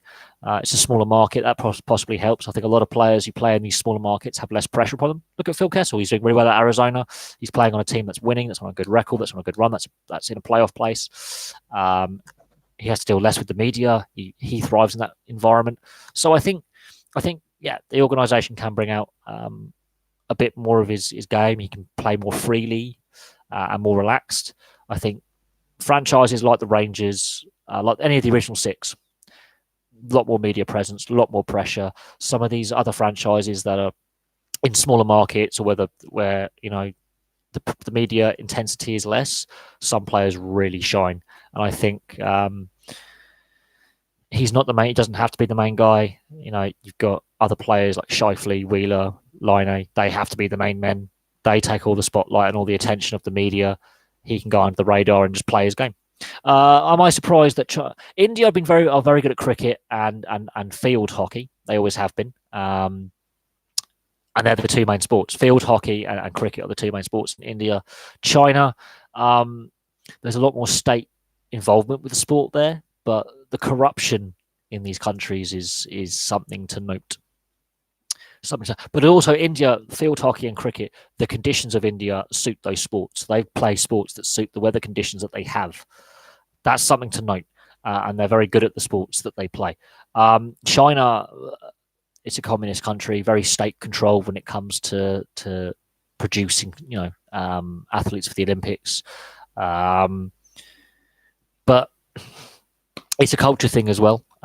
It really is. India with cricket and field hockey, their players who play in those sports are national legends. They are heroes. But they also are massive Premier League football fans. They really like watching other sports of other countries and actually supporting them. They're big consumers of sport, but the two sports they play, they're very, very good at. And everyone seems to play it. It's like us with football and rugby union and cricket being sports that we play a lot of. We develop players. But the weather conditions mean we can play football when it's raining. We can't necessarily play cricket, but we can play rugby. There are some sports that we are also very, very good at.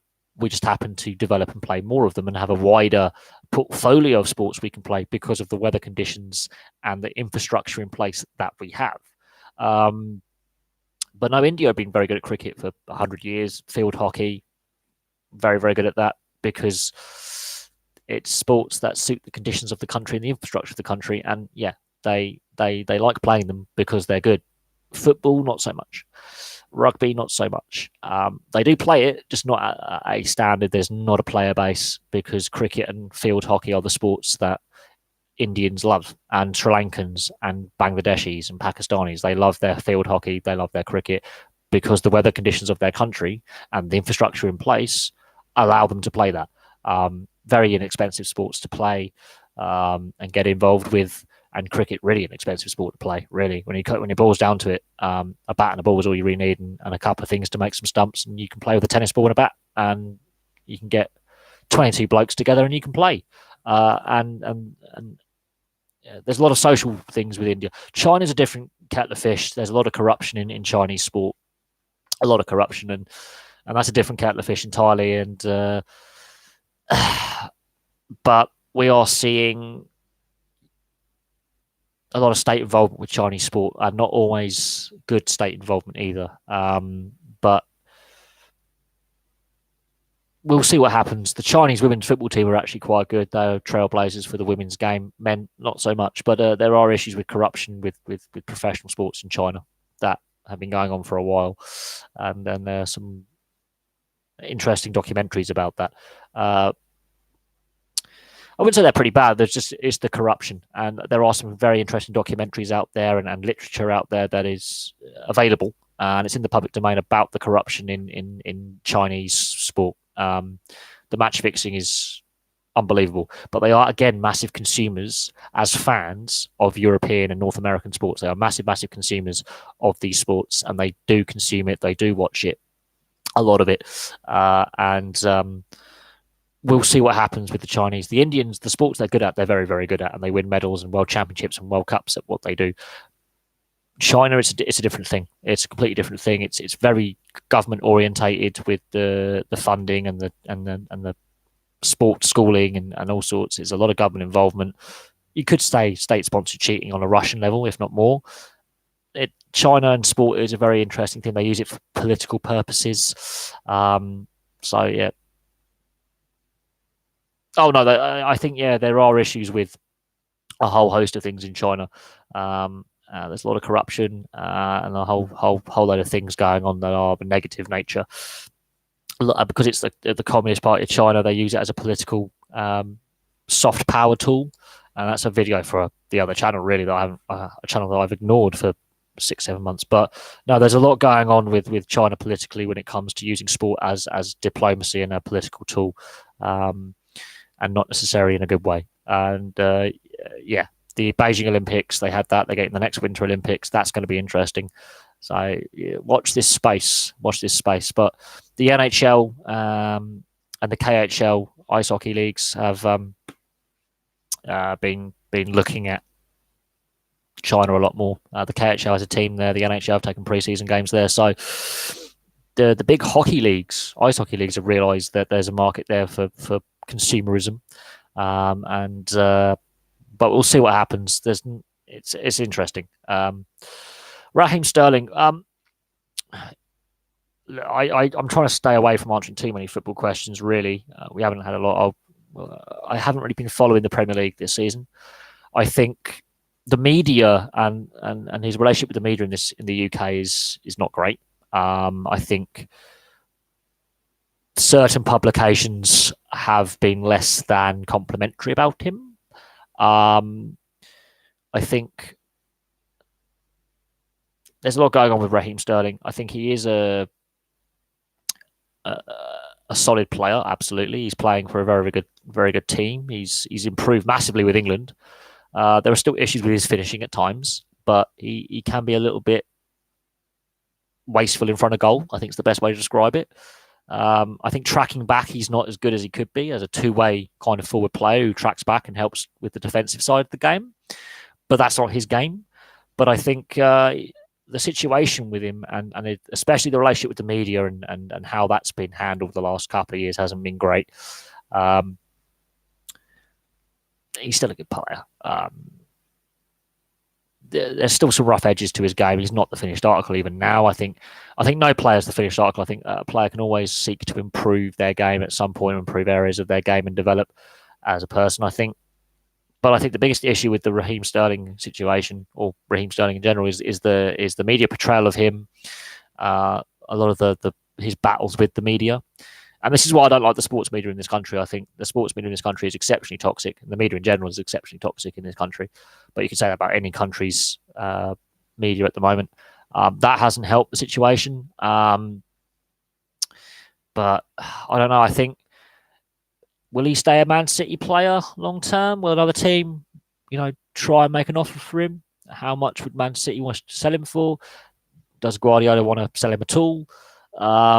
It's an interesting one, but we're too far out from the transfer window to really make comment on that. That's in January. We're in the middle of November. We've got to get through the festive period yet. Injuries can happen. Suspensions can happen. Misbehaviour off the field can happen. It's a very fluid situation. I haven't really followed the Premier League or football as much as I used to. I think I'm getting to a point now where I'm getting a little bit tired of football and a lot of the managerial go around, the transfer window and the overinflation of players' wages and transfers. I think it's a sport that needs a shake-up massively. Do I think North Korea can make the World Cup? Well, they made it in 2010. There's nothing to say they can't make it again. But again, it's a very, very controlled society in North Korea.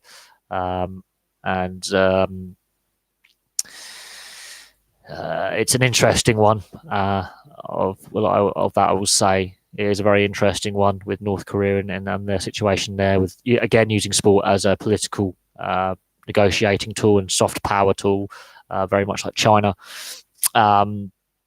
We'll wait and see on the North Korea situation if they qualify for the World Cup. The World Cup is 3 years away. Let's not kid ourselves. Technically 2 years away in reality when they do the changes to when they're going to play it. So I think we have to focus on here and now, and the current international break and the current league seasons as they continue and the players' development. But football is a sport that I've really lost a lot of interest in lately. I'm not going to lie, I haven't watched the last couple of international games. I've sort of fallen out of love with it to a point where I'm indifferent to who qualifies for what at this point. I think the media haven't helped with the portrayal of football players. I think there are a lot of decent football players out there who while they're earning good money, aren't arses about it. But then again, I think football players in general, as an average, are overpaid. I think there's a lack of transparency financially with the sport, and as a whole, a host of other issues. No, I think Sonny Bill Williams will play for New Zealand or Samoa in the Rugby League. Well, right. He's mentioned he'd be interested in playing for Samoa. It'll be interesting to see what team he plays for. I know his cousin and in rugby union plays for Samoa. It will be interesting to see who he decides to play his next rugby league test match for, bearing in mind he hasn't played rugby league for, I think, a decade now, at least 8-9 years since he last played a rugby league competitive match. He's a world-class rugby union player. He was a world-class rugby league player. Obviously, he's getting back into playing rugby league again. New team. The sport has evolved since he last played it. But the skill set he has and the player he is, he'll pick it up like he's never left the game. But again, selection rules at international level at rugby league are a laughing stock because he's played for both. I think he'll probably choose Samoa, if I'm honest. But he might choose New Zealand. I honestly don't know. He has made references that he most likely will play for Samoa. But at the same time, he could slot into that New Zealand side straight away and improve it. But he's playing in Super League, so all the Kiwi-based players at the moment are all NRL-based. So it's going to be interesting to see the dynamics behind that and whether the coaching setup with the New Zealand national side will reach out to him to play. It's entirely, I think the ball's in his court. If he decides to go with Samoa, I think they'll be more than happy to have him because he's a world-class player. But at the same time, he's not played rugby league for nearly a decade. So again, you have to factor that in as well. Is what it is.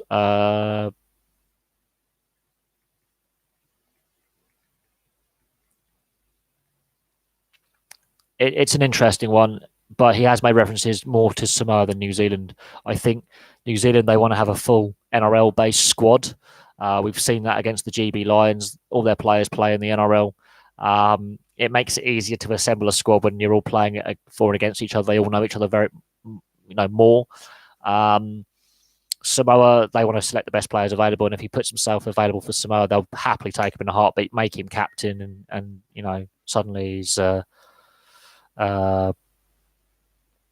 hero. I don't know. I think I'm trying. I've got loads of texts coming in as well.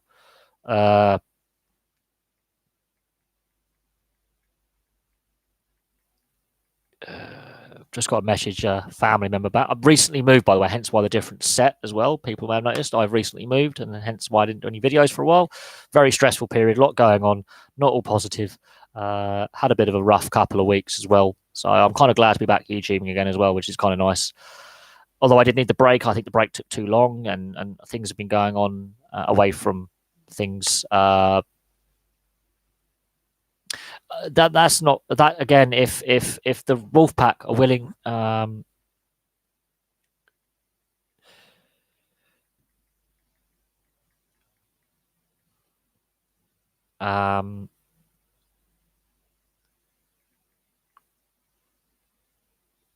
think if the Wolfpack say he can't play internationally, I think that's wrong. Personally, I think if he's still if he hasn't said he's retired from international rugby league, he should be allowed to play for his country of choice. There are other players in the Toronto Wolfpack who are international players. They cannot say he can't play international rugby. That's I think a bit naughty of them. Any player can get injured, even playing a standard league game. So he could be playing in the Super League, first game of the season, break his leg, season done. So that's a complete and utter fallacy. Basically, it's wrong because rugby league is one of the most dangerous sports in sense of injuries. Alongside ice hockey, rugby union, American football, all that big contact sport, you can get injured first game of the season and be out for 6 months. So that'll be interesting to see how that. But these are rumours, though. I don't think that's necessarily fact. I think that's something that their PR department need to get on top of and say no. We are allowing him to play his career because I think if he was to play rugby league internationally again, that would be a boost that rugby league needs because he is a superstar. He's a superstar sportsman who will put bums on seats, and rugby league needs that kind of sportsman right now. He puts bums on seats. We've lost Sam Burgess to retirement.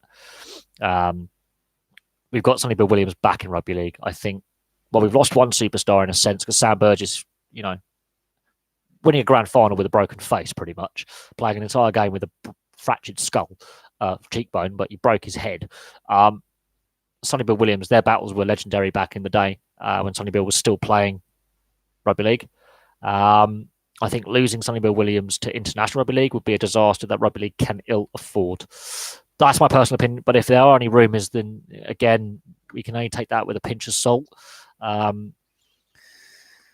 we'll see what happens going forward. I think we've heard rumours from his camp hinting at playing for Samoa rather than New Zealand, which will again be a boost for Pacific Island Rugby League as well, which sorely needs it. I think Tonga are leading the way, but Fiji and Samoa could use a bit of a pick-me-up as well, and the Cook Islands and all these other Pacific Island nations could use a bit of a boost because Tonga are clearly the strongest out of all of them, and I think Samoa and Fiji could use that little bit of a pick-me-up, and if he can say I'm playing for Samoa, that will make things very interesting. But it's Sonny Bill. I don't know fully enough about the situation, but I know the contract he signed is huge. It's a big deal. A lot of money. And it's a big deal because he is actually one of those international sporting superstars that a lot of people around the world know who is Sonny Bill Williams. He's more than just a South Sea Islander playing rugby league or rugby union. He actually is a bit more than that. He really can put bums on seats. People do talk about him worldwide, and the fact that he is chosen to play for the fledgling Toronto Wolfpack, because they've only been around a couple of years, has created interest in North America, where the sport is not in its infancy, but is a very minor sport. It's created interest here. It's created interest in Australia and New Zealand. and every country in between, because this is one of the biggest sports contracts of its kind, in the sense that for the sport that he plays, or is going to be playing, it's the biggest in history. Again, this is apparently, because we don't know all the add-ons and all the bonus signing on bonuses and whether it's salary cap compliant and all this kind of BS.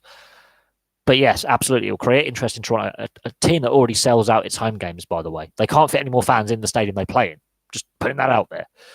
It will create interest in a sports-mad city, which is Toronto.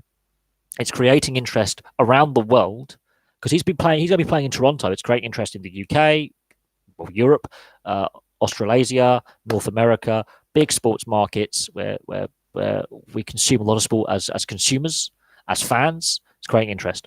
So I could do a video on Sonny Bill Williams and the Wolfpack contract, and I'll dig up as much information as possible, get the whiteboard out, try and rig up a set in this new flat, and try and work out the space that I can work within the flat.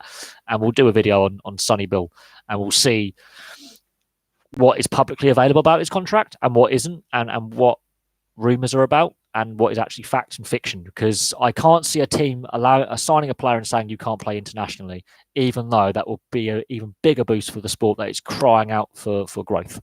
It really is, and this is a big story, and it will be seen very negatively if they don't allow to play international matches. That would really not be a good idea. That would really damage the image of the sport, that the sport desperately needs a positive image. But there we go. I'm going to leave that there. Thank you very much for watching. I'm going to end that there. A lot of questions on a variety of sports, so we did bounce around a little bit. But I'm going to leave that there. Thank you very much for watching. I will have to do a bit of research on the Sonny Bill Williams situation, because that's a really interesting multi-million-dollar contract. I think it's in the range of about 10 million Canadian. That's about 8.5 million US, which is roughly around £8 million. So that's some big money. He's earning, and that's just his contract. That's not including sponsorship endorsements and other things he does, and his current financial standing, which he already has from his previous All Blacks and boxing and his previous NRL career. If he's been wise financially, he could be worth 30, 40, 50 million. So he's worth quite a bit of money. And this is, I think, as rumours go, biggest contract in rugby league history. But until all is clear and we know what he's actually playing for, it's hearsay and conjecture, and that's not necessarily a good thing. But anyway, I'm going to leave that there. Thank you very much for watching. Check out if you're new to the channel, check out all the playlists and all the videos I put up, etc., etc., etc. And I'll have some more videos for you very, very, very soon.